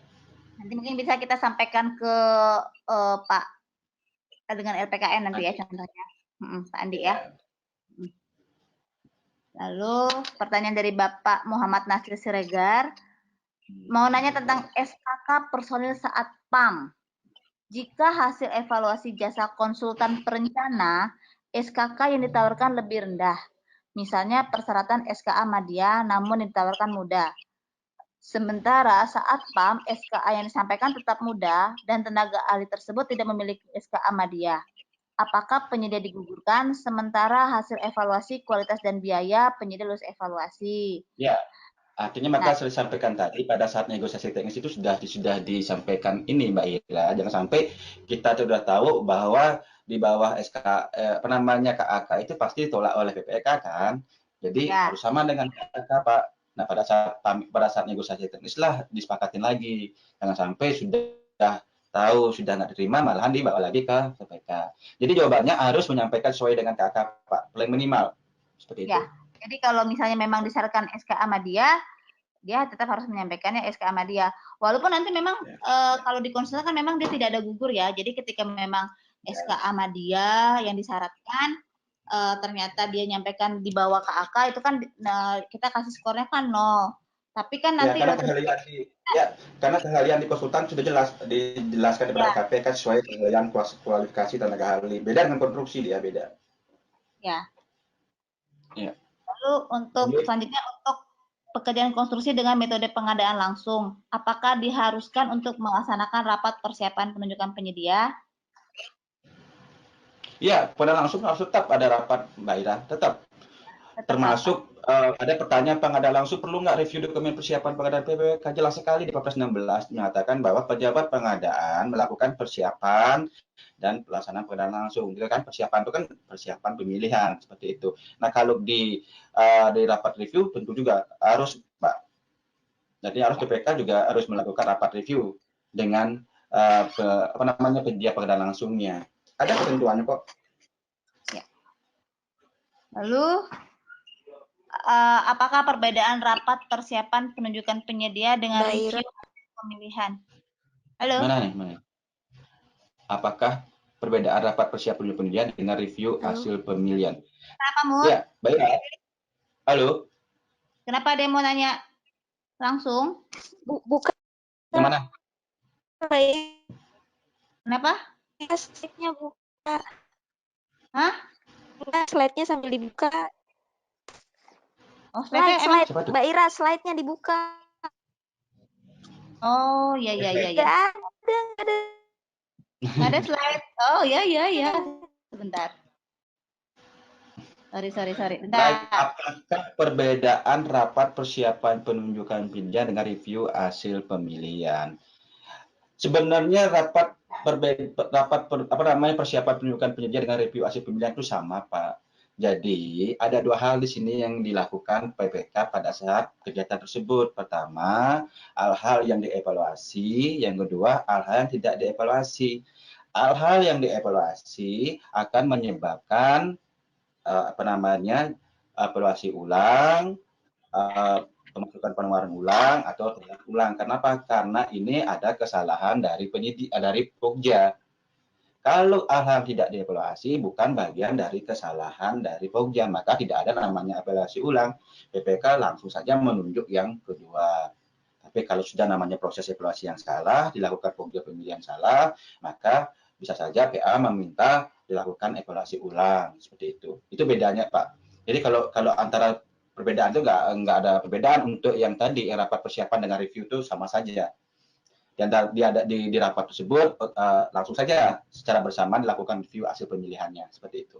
Di Perlem juga ada jelas, Pak. Perlem 9 juga ada jelas, di lampiran SBD Permen 7 juga ada jelas. Ya, apalagi ini kapan dilaksanakan serah terima hasil pekerjaan antara ini kok serah terima hasil dari Pak Iken dulu. Yang mana? Dari Pak Iken. Yang di mana? Pak Iken, bagaimana waktu penetapan pemenang calon jika penetapan pemenang calon pendeta tersebut keluar dari daftar hitam? Yang mana ya? Pak Iken kembali. Pak Iken ya. Bagaimana pada waktu penetapan pemenang calon penyedia tersebut keluarnya daftar hitam. Misalnya daftar hitamnya 2 hari setelah keluarnya penetapan pemenang atau habis masa sangga. Ya udah, berarti kalau sudah ditemukan nggak usah ditunjuk lagi, Bu. Kalau waktu penetapan kan ada reviewnya kan masih ada. Kan masih ada review PPK. Ini kan masih tahapan penetapan pemenang. Artinya bagaimana pada waktu penetapan menang calon pendeta tersebut keluarnya daftar hitam. Atau sudah penetapan menang ya. Misalnya daftar hitam 2 hari setelah keluarnya penetapan pemenang. Ya udah, pada saat review itu kan sudah kita sampaikan tadi bahwa PPK mau memastikan kembali apakah penyedia tadi masuk daftar hitam atau tidak. Nah, ini yang harus jangan terbatas hanya pada pasal 91 tadi. Itu kan ada 5 kan. sebenarnya disinilah PPK juga melakukan review-review terhadap kemampuan penyedia apakah nanti mampu melaksanakan kontrak termasuk daftar hitam. Kalau sudah kena daftar hitam, bagaimana penyedia mampu melaksanakan kontrak seperti itu? Ya. Lalu pertanyaan dari Mbak Ida. Halo Mbak Ida, ini Mbak Ida Asani nih. Oh Mbak Ida nanya. Dari Lombok. Halo Mbak Ida, kabar? Nah ini pertanyaan dari Mbak Ida. Berdasarkan apa para pihak menentukan jumlah personil non manajerial yang wajib disertifikasi dan apa sanksinya jika tidak dilakukan? Jadi jumlah personil non manajerial ini tentunya kita berdasarkan metode kerja, metode konstruksi sudah disampaikan Mbak Ida Asani. Karena kenapa? Di dalam metode kerja, metode konstruksi itu sudah termasuk spesifikasi. Spesifikasi kan ada 5 Mbak Ira, ya kan?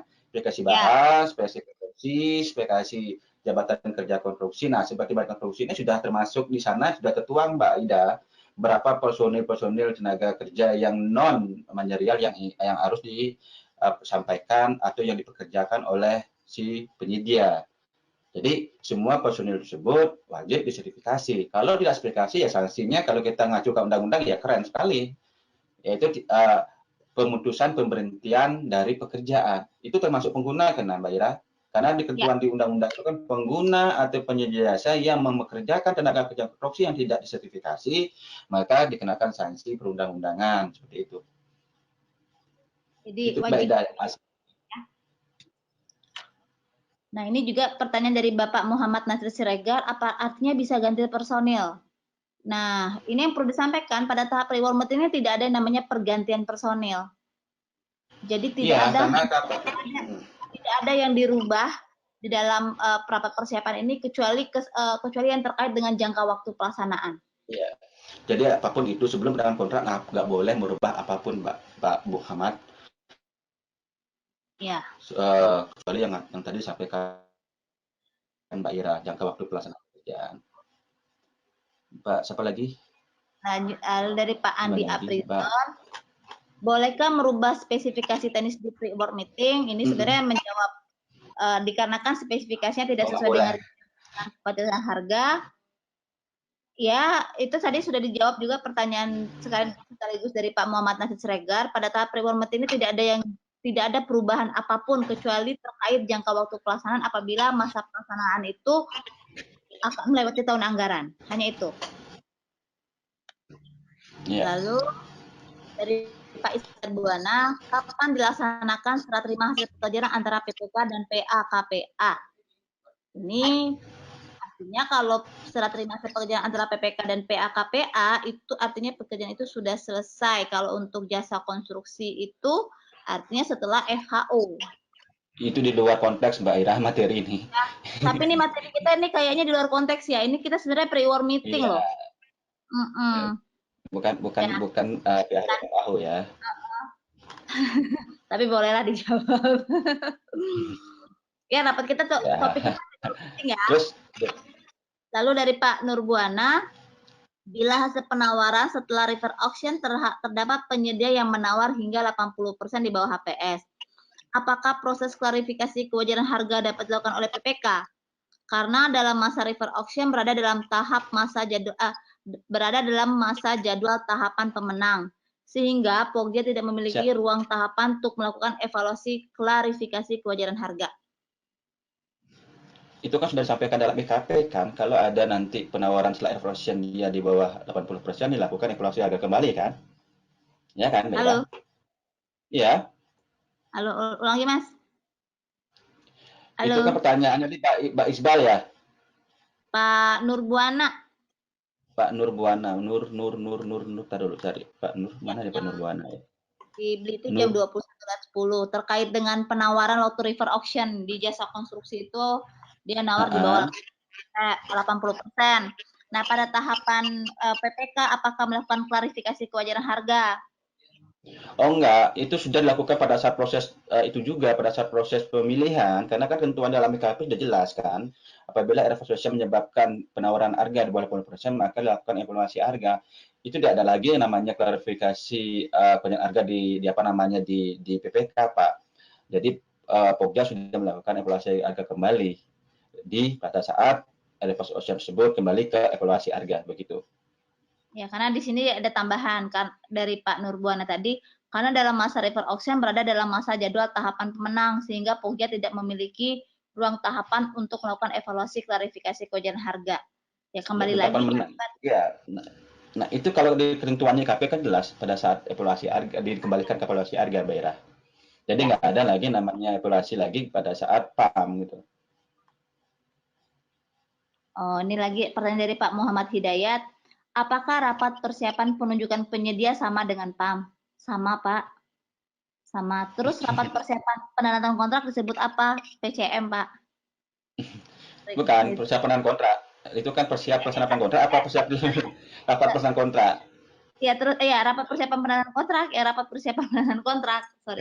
Rapat persiapan kontrak itu kan sudah kontrak ya. Kalau rapat persiapan pelaksanaan penandatanganan kontrak itu kalau nggak salah namanya PRIPAM, bukan PCM ya.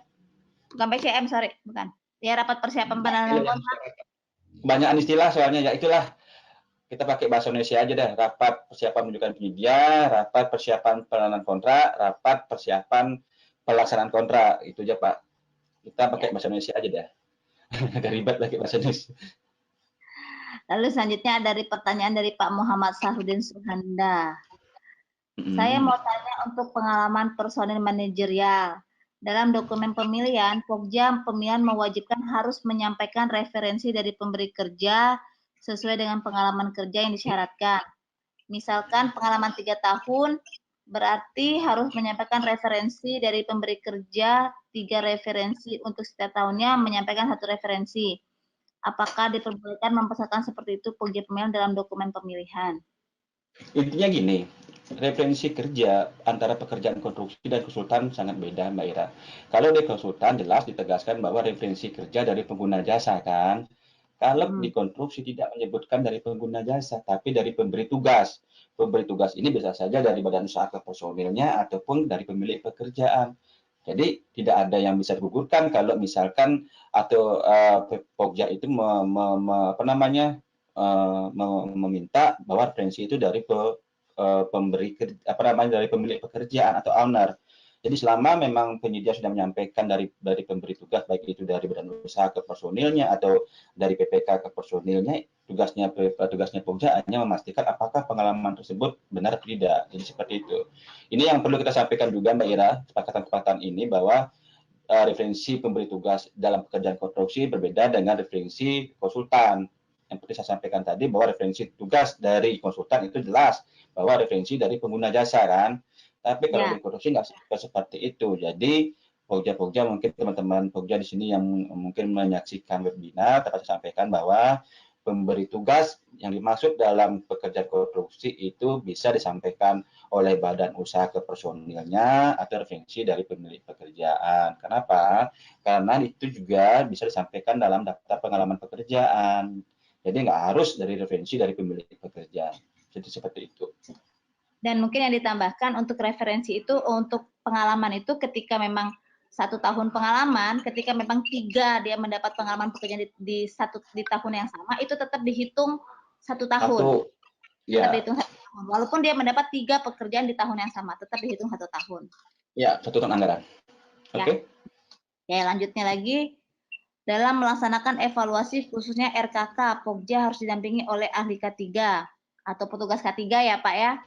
Seandainya pada evaluasi tidak didampingi ahli K3 atau petugas K3, apakah evaluasi untuk RKK tersebut bisa dikatakan memenuhi ketentuan? Jawabannya tentu tidak. Karena untuk menilai kapasitas K3 memang sudah diwajibkan. Itu berbeda dengan Permen PU 4 tahun 2015. Siapa yang bertanya? Karena di Permen PU 4 2015 itu kata dapat masih Mbak Ira. Jadi ketika memang Pokja pemilihan tidak memiliki sertifikat, maka dapat melibatkan. Kata dapat itu berarti tidak wajib harus ada K3. Tapi kalau di Permen 7 2019 di lampirannya SBD-nya nyatakan bahwa Pokja pemilihan melibatkan petugas K3 atau L3 apabila tidak memiliki sertifikat. Jadi kata-kata kan beda kan, harus dilibatkan seperti itu Pak. Makanya pada saat review dokumen persiapan pengadaan, Pokja pemilihan yang tentunya tidak memiliki kapasitas atau legalitas sebagai petugas K3 atau L3 memohon kepada ya PPK-nya sendiri bisa melalui konsultan perencana atau dari KPJ pun bisa menyediakan. Yang terjadi yang terpenting ada petugas ketiga atau ahli ketiga. Kalau nggak ada sama sekali, ya bukan bisa dari Disnaker atau siapa. Itu memang kewajiban Mbak Ira untuk membantu evaluasi seperti itu. Lalu pertanyaan selanjutnya dari Bapak Iqbal Sasmi Marif. Bagaimana jika penyedia yang dinyatakan menang, namun pada saat PCM mereka mengatakan tidak sanggup melakukan pekerjaan tersebut dan mengundurkan diri karena mereka mengkritisi terkait lokasi existing yang tidak bisa dilakukan pekerjaan tersebut berdasarkan analisa mereka. Atas lucu ya.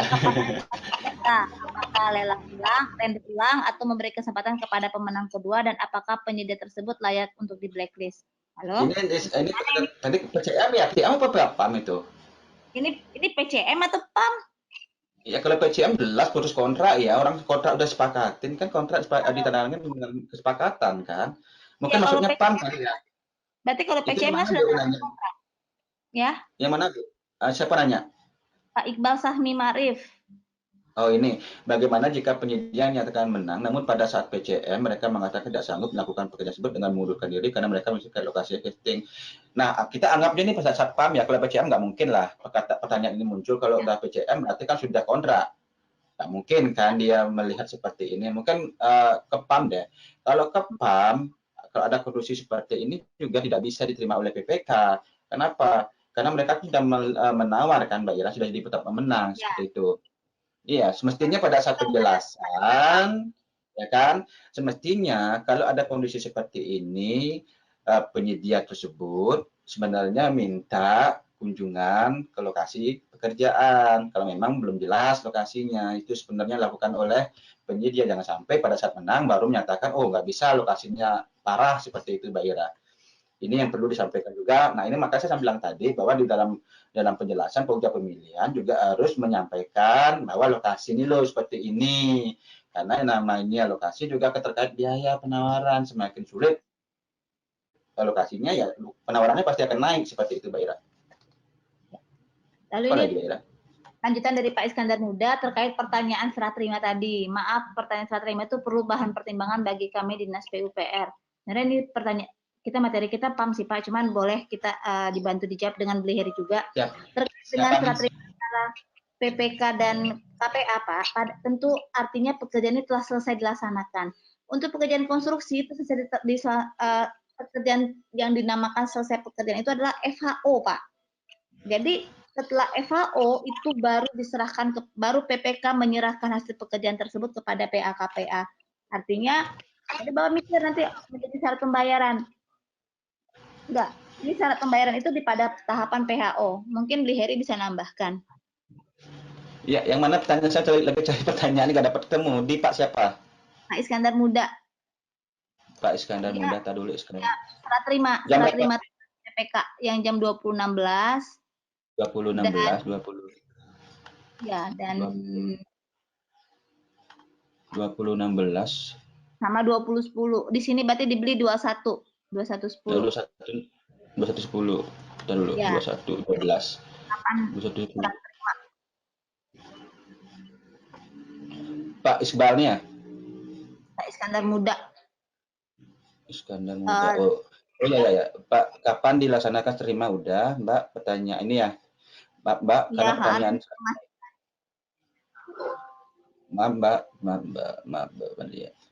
Maaf Mbak, karena pertanyaan serah terima itu perlu bahan pertimbangan bagi kami Dinas PUPR. Kemudian apakah beda rapat persiapan penunjukan media dengan review hasil pemilihan? Tadi sudah saya sampaikan bahwa tidak ada perbedaan sebenarnya dalam rapat persiapan penunjukan media. Itulah ada kegiatan-kegiatan PPK untuk juga memastikan kemampuan dari penyedia.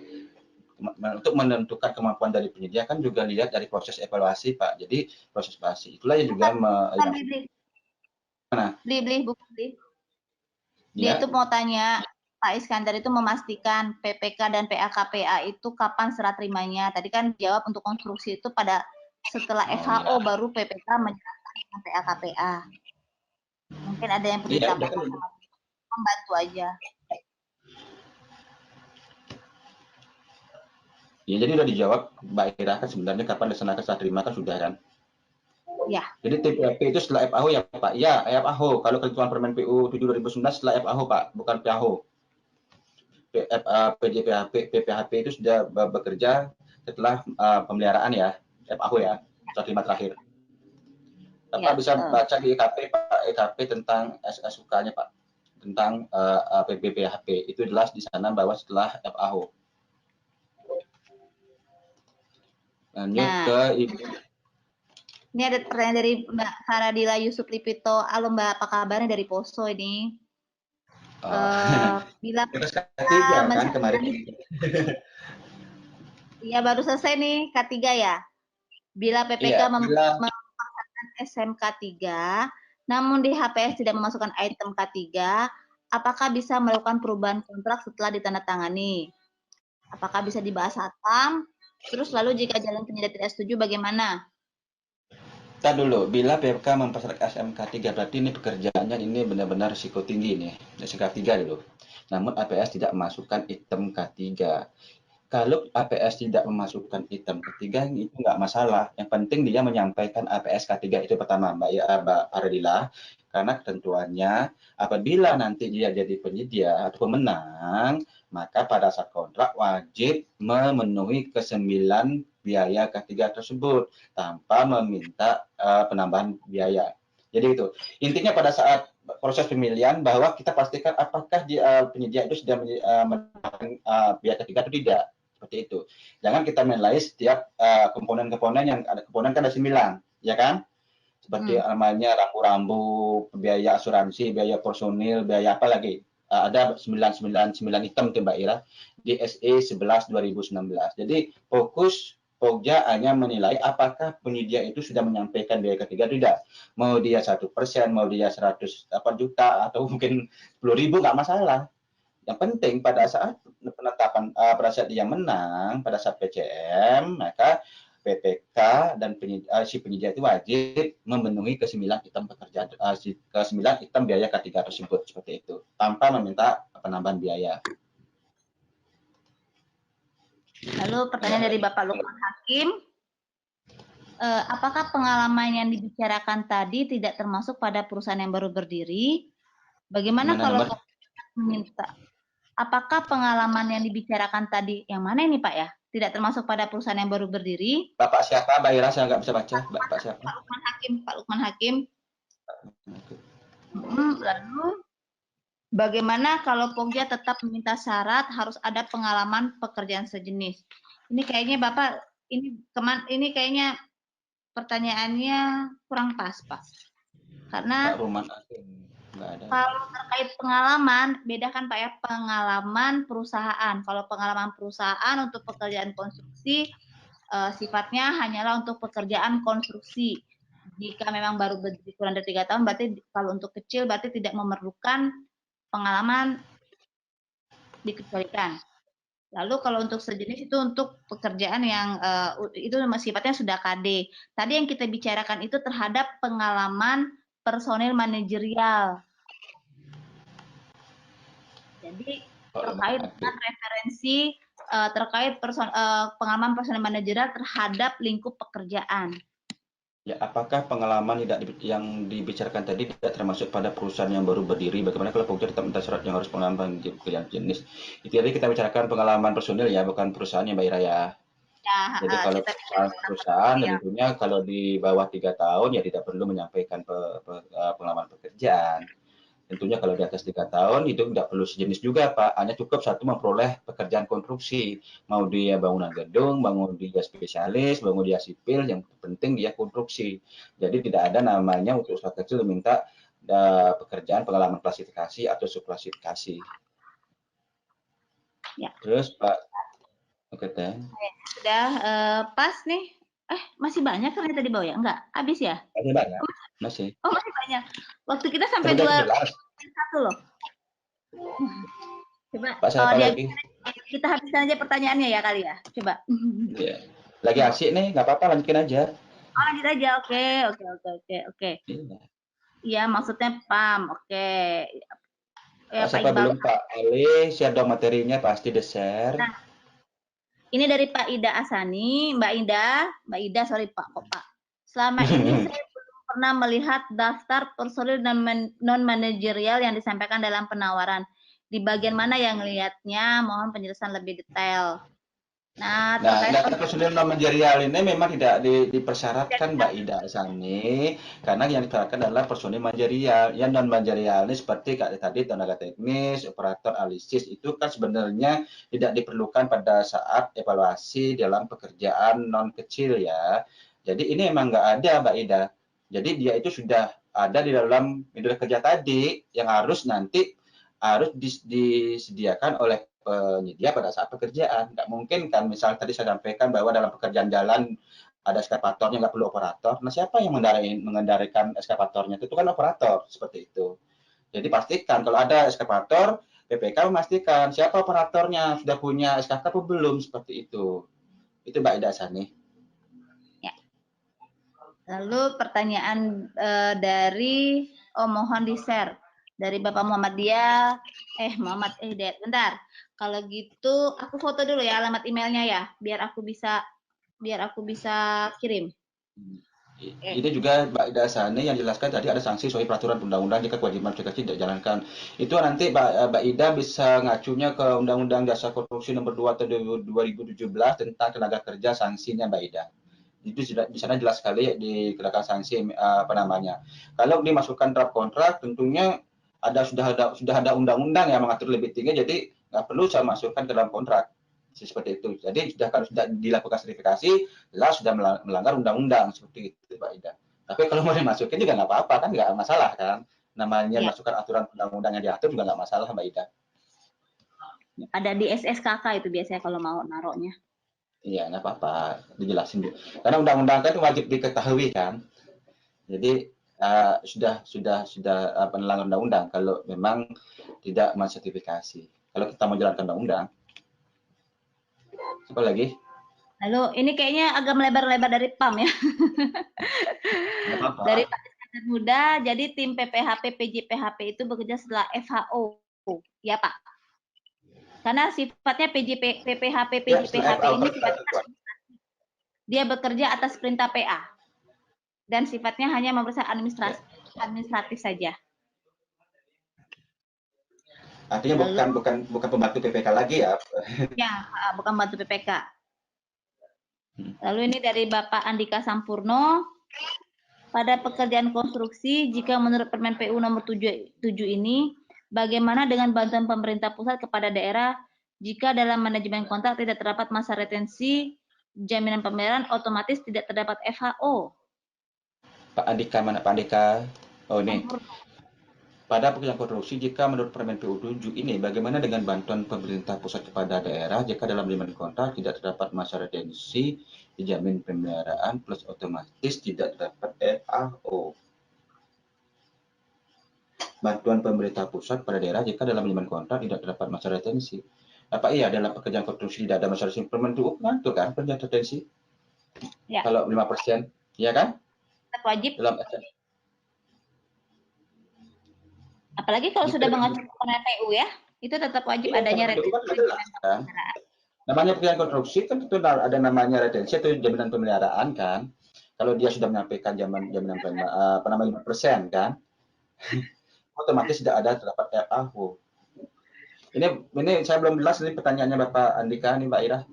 Ya. Ya mungkin nanti jawab Japri deh. Soalnya nanti nggak jelas pertanyaannya. Pada pekerjaan konstruksi saya lagi penasaran nih. Jika menurut Permen 7 ini, bagaimana dengan bantuan pemerintah pusat kepala daerah jika dalam manajemen kontrak tidak terdapat masa retensi? Saya nggak yakin deh kalau tidak ada jaminan pemeliharaan pada gedung deh. Siapa yang nanti menjamin pemeliharaannya, Pak?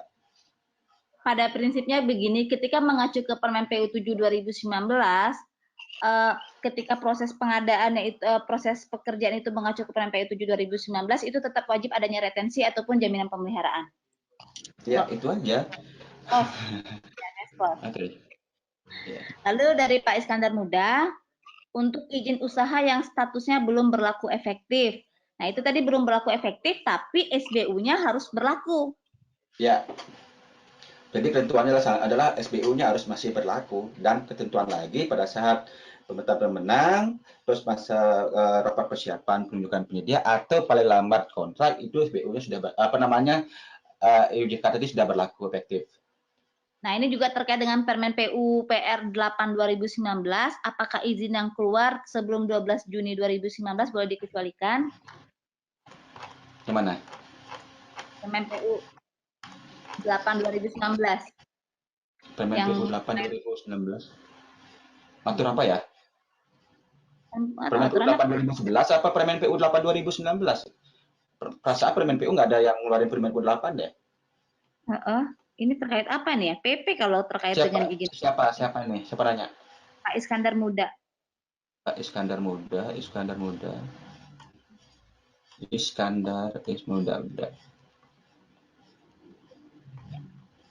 Oke. Untuk izin usaha yang statusnya belum berlaku efektif sesuai sudah dijawabkan. Ya. Ini terkait dengan Permen PU 8, apakah izin keluar sebelum 2012 Juni boleh dikecualikan? Permen PU 8 2019 Permen PU 8 2019 apa ya? Yang intinya gitu aja Mbak Ira tadi, kalau dia IJK-nya dalam kasus EUS tadi kan, yang masalah tidak efektif ya. Jadi usahanya yang masalah SBU harus tetap efektif Pak. Jadi sampai seperti kami sampaikan tadi, pada saat tetap diberikan ikut tender sepanjang nanti pada saat kontrak itu semuanya sudah efektif Pak berlakunya. Permen PU 8 2019. Ya. Ya, ini dari Pasca Mundan itu tentang masalah OSS itu Mbak Ira. Kan ada kan IJK itu dalam OSS itu kan belum efektif kan begitu kan kemarin kelihatan. Ya, kalau belum efektif itu dia masih boleh ikut tender atau seleksi, tapi SBU-nya harus berlaku. Ya. Nanti Pak Iskandar Muda kita lanjut di WA ya. Ya, nanti diumumin nomor WA-nya. Lalu yang Mbak Ida tadi sudah dijawab. Untuk materi itu sudah di-share materinya di Bapak bisa download itu sudah ada handout-nya ada tuh. Silakan Pak Ali Surufadin bisa di-download. Lalu untuk ada pertanyaan lagi untuk Bapak Gusti Nyamasila, ini kayaknya dia belum disebut-sebut deh teman saya di Bali, kayak ini Pak Gusti Nyamasila. Jika dalam penyedia pada saat rapat persiapan penyedia tidak bisa ada sementara persyaratan yang ditentukan telah dapat dipenuhi, apakah disebut bisa diproses lanjut jika calon penyedia pada saat rapat persiapan penyedia tidak bisa hadir. Nah ini kan kewajiban calon penyedia harus hadir kan? Ya. Jika calon penyedia pada saat rapat persiapan penyedia tidak hadir, sementara persyaratan yang ditentukan oleh dapat penyedia apakah penyedia dapat proses lebih lanjut. Jadi alasan hadirnya itu alasan tidak hadir dulu apa? Itu kan dulu yang dicari PPK kan. Nah, jadi kalau alasan hadirnya masih masih ada alasan yang kuat, misalkan PPK memberikan waktu untuk hadir pada saat rapat kan. Pada saat rapat review lagi seperti itu Mbak Ira. Ya. Jadi kemungkinan nanti kan sana kan mengklarifikasi SKK siapa yang membawa SKK kalau nggak calon penyedia, ya kan?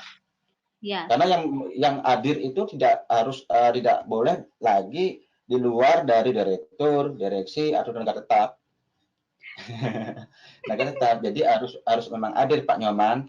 Nah, nanti siapa yang akan menyampaikan apakah nanti orang lain? Makanya calon penyedia ini bisa saja kalau nggak bisa hadir direktur kan ada punya pengurus kan Mbak Ira. Masa ya, semuanya nggak bisa hadir ya kan? Punya tenaga tetap. Ini alasannya apa nggak mau hadir gitu loh. Jadi bisa saja tenaga tetapnya hadir kan, dibuktikan dengan pembuktian tenaga tetap. Jangan sampai yang hadir apapun itu, baik dari klarifikasi, pembuktian itu wajib itu adalah orang-orang paling tidak penegakan tetap badan usaha. Seperti itu Pak Gusti. Ya, terus pertanyaan selanjutnya dari Bapak Muhammad Syayuti. PPK mengundang rekanan untuk PAM dengan interval waktu yang sangat singkat, misal Senin undangan dan Selasa harus hadir. Sementara rekanan harus mengumpulkan personil yang mungkin sedang berada di luar kota. Ini personil apa yang mau dikumpulkan? Nah, inilah yang menjadi salah satu indikasi bahwa ya saya sih menangkapnya sudah ada pengantin, Mbak Ira. Buktikan waktu itu memang jadi jauh. Suruh datang besoknya. Gimana ya? Ini sebenarnya ketentuan yang harus memang sudah dihilangkan. Jangan sampai menghadirkan personil, apalagi personil yang banyak pada saat PAM. Itu yang kita harapkan, jangan sampai ada PPK menggunakan kesempatan kesempitan di sini, begitu. Jadi nggak ada alasan ini Pak ya untuk Pokja mengundang dengan sudah jaraknya mepet, harus pula persyaratan mengumpulkan personil itu tidak diperbolehkan. Jadi pada tahapan penunjukan penyedia ini, rapat persiapan penunjukan penyedia ini yang dibawa itu terkait dengan dokumen pada tahapan tender, bukan personilnya gitu loh. Itu Pak Duka menjamin pemeliharaan mulainya kapan dan besarnya berapa gitu loh. Jelas sudah diadakan Pak jamin pemeliharaan setelah pasti pelaksanaan apa namanya selesai 100%, maka namanya jamin pemeliharaan. Berapa besarnya 5%. Itu jelas dari nilai kontrak. Pasti 5% Pak ya nilai jaminan pemeliharaan itu. Dan Indonesia kalau dia 5% ya. jaminan pemeliharaan itu 5% dari nilai kontrak dan apabila melewati tahun anggaran jaminan pemeliharaan itu ketika dia yang terkait dengan pemeliharaan ketika dia melewati tahun anggaran menggunakan jaminan pemeliharaan, ketika pemeliharaan masih jatuh di dalam tahun yang berjalan itu kita menggunakan retensi 5%. Lalu apakah biaya K3 itu boleh dimasukkan dalam biaya overhead? Itu sekarang tidak lagi Pak ya, dia harus mempunyai daftar kuantitas harga tersendiri. Ya, itu pekerjaan tersendiri lagi. Jangan akan kayak di Permen P4 itu masih biaya umum. Kalau Permen 7 sudah keluar dari biaya umum, masuk ke dalam pekerjaan sendiri. Lalu pertanyaan dari Pak, ini perlu saya ingatkan kita waktu kita tinggal 15 menit lagi, mungkin nanti kita jawab ya sampai jam 9 kita ya. Lalu apakah personel manajerial untuk pengadaan langsung konstruksi atau konsultan juga diperlukan? Ada Pak? Personel manajerial kalau untuk personel inti ya tetap ada Pak. Halo. Untuk pengadaan langsung? Halo. Halo. Iya. Tetap ada Pak. Halo Mbak Ira. Ya. Personel manajerial untuk pengadaan langsung tetap ada Pak. Halo. Halo. Kedengeran nggak? Kedengeran. Halo. Kalau pengadaan langsung. Halo. Halo. Jeleknya. Halo. Suara putus Mbak Ira. Bli. Ya. Halo. Halo. Nah, kedengeran nggak? Udah. Lalu pertanyaan selanjutnya di luar PAM. Apa output dalam perencanaan jasa konsultansi konstruksi? Output gambar, Pak. Perencanaan gambar. DED gambar. Ini dengar nggak? Dengar, silakan. Ya. Outputnya dalam perencanaan itu ya gambar, Pak. Ya. Ada pertanyaan lagi, Mbak Ira? Ada pertanyaan lagi? Oh, dia ada nih Pak Muhammad Nasir Siregar nanyain siapa yang mau nyium tadi ya Pak ya. Itu anak saya yang kelas 3 SMA. Kebiasaan emang lihat ibunya, lihat bundanya maunya nyium aja. Bundanya kecantikan soalnya. Nah, ini ada 3 pertanyaan terakhir ya. Apabila usulan blacklist apabila tidak dilakukan padahal perusahaan tersebut sudah melanggar ketentuan atau putus kontrak, bagaimana sanksinya? Ya, berarti Gimana sih, Mbak? Saya nggak lihat pertanyaan loh. Mungkin lambat sekali ini. Pak Lukman Hakim. Pak Lukman Hakim ya. Pak Lukman. Ya. Apakah pengalaman di dibicarakan tadi termasuk berapa sudah? Oke, usulan blacklist apabila tidak dilakukan padahal perusahaan tersebut sudah melanggar ketentuan perusahaan, bagaimana sanksinya? Ini kan kembali ke PA-nya Pak, karena PA sendiri yang menetapkan blacklist. Ya. Ya, jadi begitu. Berarti sanksinya biasanya sanksinya terkena dengan ya kalau terkait pejabat pembina kepegawaian ini akan dikembalikan ke sana. Iya. Sepertinya kalau sudah plus kontrak harus blacklist, itu ketentuan sudah sangat jelas diatur dalam rancangan kontrak Pak. Nanti takutnya kalau sudah plus kontrak, dia lagi ada tender, ikut, tidak bisa Pak untuk ditolak oleh Pokja. Kalau satu tidak boleh ikut tender ya blacklist, jadi seperti itu. Lalu pertanyaan dari Pak Andika Sampurno, bolehkah Pogja mencantumkan syarat SKN pada pemilihan penyedia apabila kualifikasi yang disyaratkan kecil dan non kecil? Hal tersebut dicantumkan karena kesepakatan review rapat persiapan pemilihan penyedia oleh PPK dan Pogja. Jawabannya tidak boleh, Pak. Jadi sudah jelas SKN hanya untuk menengah dan besar. Kecil tidak ada persyaratan SKN. Walaupun sudah ada review, itu tidak diperbolehkan karena melanggar Permen PU 7 tahun 2019. Iya, sepakat. Ada lagi. Pertanyaan terakhir ya. Bila Pogja mempersyaratkan SMK 3 pada dokumen pemilihan, tetapi penyedia hanya menyampaikan surat audit SMK 3 dengan alasan sertifikat SMK 3-nya belum keluar. Bagaimana sikap Pogja pemilihan? Nah, ini Ya, berarti kalau nanti ya. Silakan Kak Ibli Heri biar detail beli. iya, jadi kalau syaratannya apa tadi? Siapa penanya? Saya nggak lihat pertanyaannya masalahnya. Pak Muhammad Sahrudin. Jadi Pak Muhammad Sahrudin, pada tahapan proses pemilihan itu Pogja tidak mengevaluasi sertifikat, Pak. Sertifikat ini akan petugas K3 atau ahli K3 ini ya terkait dengan personel manajerial itu hanyalah yang disampaikan penyedia itu terkait surat pernyataan kepemilikan SKK saja, Pak. Jadi tidak ada.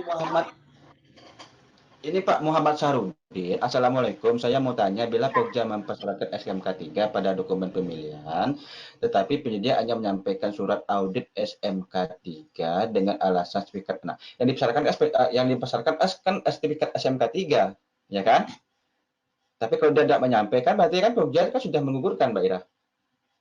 Ini mintanya sertifikat, emang? Iya, itu kan sertifikat SMK 3. Saya mau tanya, bila Pogja masyarakat SMK 3, SMK 3 ini masukkan sertifikat SMK 3 kan? Iya kan? Bukan K3 loh. Oh iya, SMK 3 ya. Oke. SMK 3 ini kayak kalau di LDK itu adalah ketika dia itu memiliki resiko tinggi loh, Mbak. Iya. Tinggi nih, Pak. Ya, itu Entah menjadi syarat dia hanya kualifikasi ya. memberikan surat audit ya. Jadi itu kita minta sertifikatnya, bukan auditnya kan. Nanti audit itu menjadi bagian dari persyaratan K3 tadi, SMK 3 tadi. Biasanya menyampaikan sertifikat SMK 3 setelah diaudit kan begitu kan? Seperti itu. Jadi dia sebenarnya menyampaikan sertifikatnya juga. Selain nanti dia minta auditnya. Ya, oh ya, berarti ini ya gugur ya? Iya. Nah ini, oh masih ada lagi terakhir ya? Mohon ditambah waktu webinarnya. Udah ditambah Pak, udah ditambah setengah jam. Siapa? Sampai 20.30 dari Pak Andika Sampurno. Emang enak sih bahas masalah konstruksi, nggak habis-habis. Blacklist biasanya bentuk kepentingan bagaimana PPK menyikapinya. Oh ya, mungkin Beli punya pengalaman terkait ini kayaknya udah mulai curhat nih Pak Abdul Hamid. Pak Abdul Hamid, Kak Lulu. Biasanya berbenturan kepentingan. Bagaimana PPK menyikapinya? Sebenarnya kalau mau kembali ke regulasi, PPK menyikapinya sesuai dengan aturan. Jadi kalau memang harus di blacklist, silakan di blacklist. Karena kenapa Pak? Ketika terjadi permasalahan itu akan dikembalikan ke PPK sendiri Pak. Jadi ketika PPK tidak melakukan blacklist itu risiko akan kembali kepada PPK Pak. Ngapain Bapak ngambil risiko? Ini Pak Abdul Hamid ini kayaknya PPK ya Mbak Ira?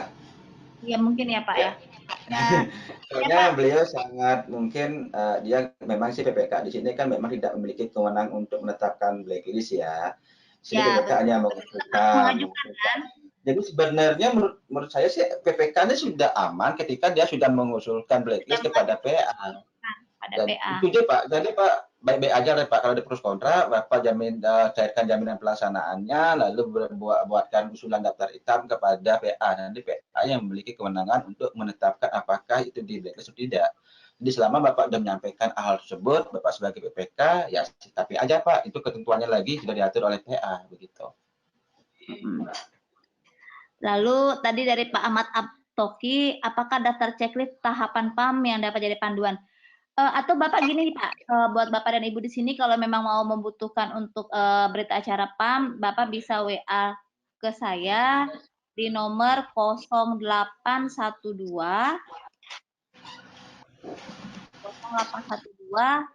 71 nih, saya catat nih, Beli Heri mungkin bisa catat juga nih, 711 0812 711 96498. Ya nanti bayar aja dulu. Oke, ya. Gimana nyatetnya? Catat dong nomor saya juga. Beli berapa Beli? 087 0878 087 887. Ih, bingungnya, mending ngetik dulu lihat dulu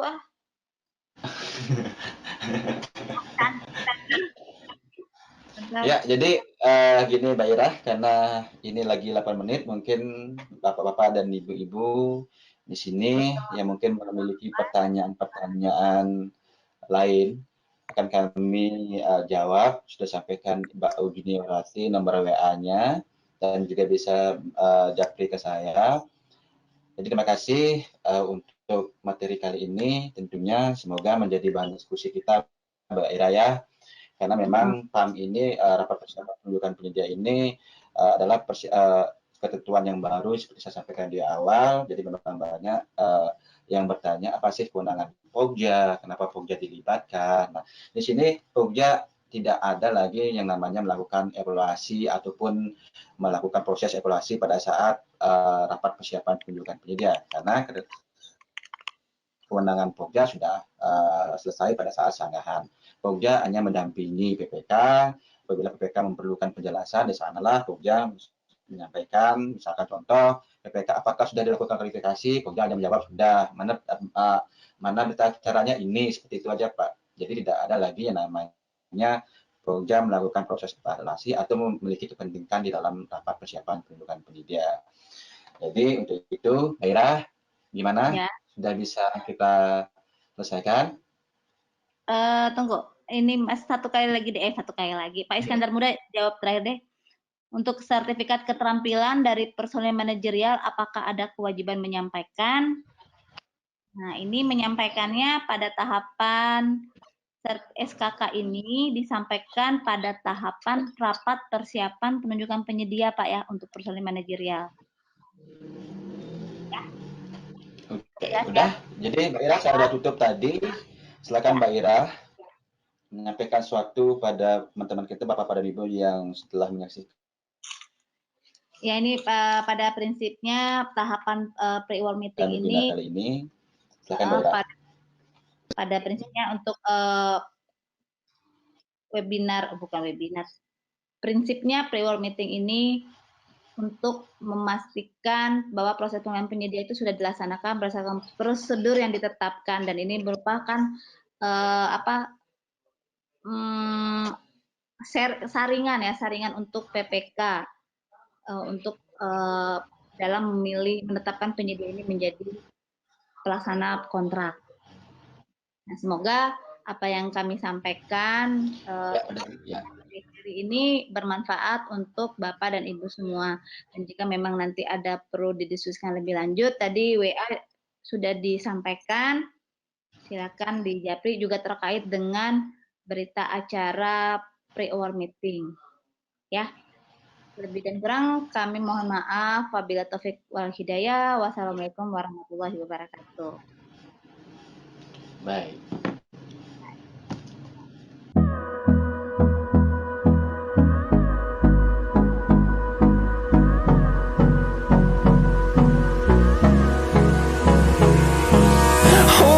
Close till I get up.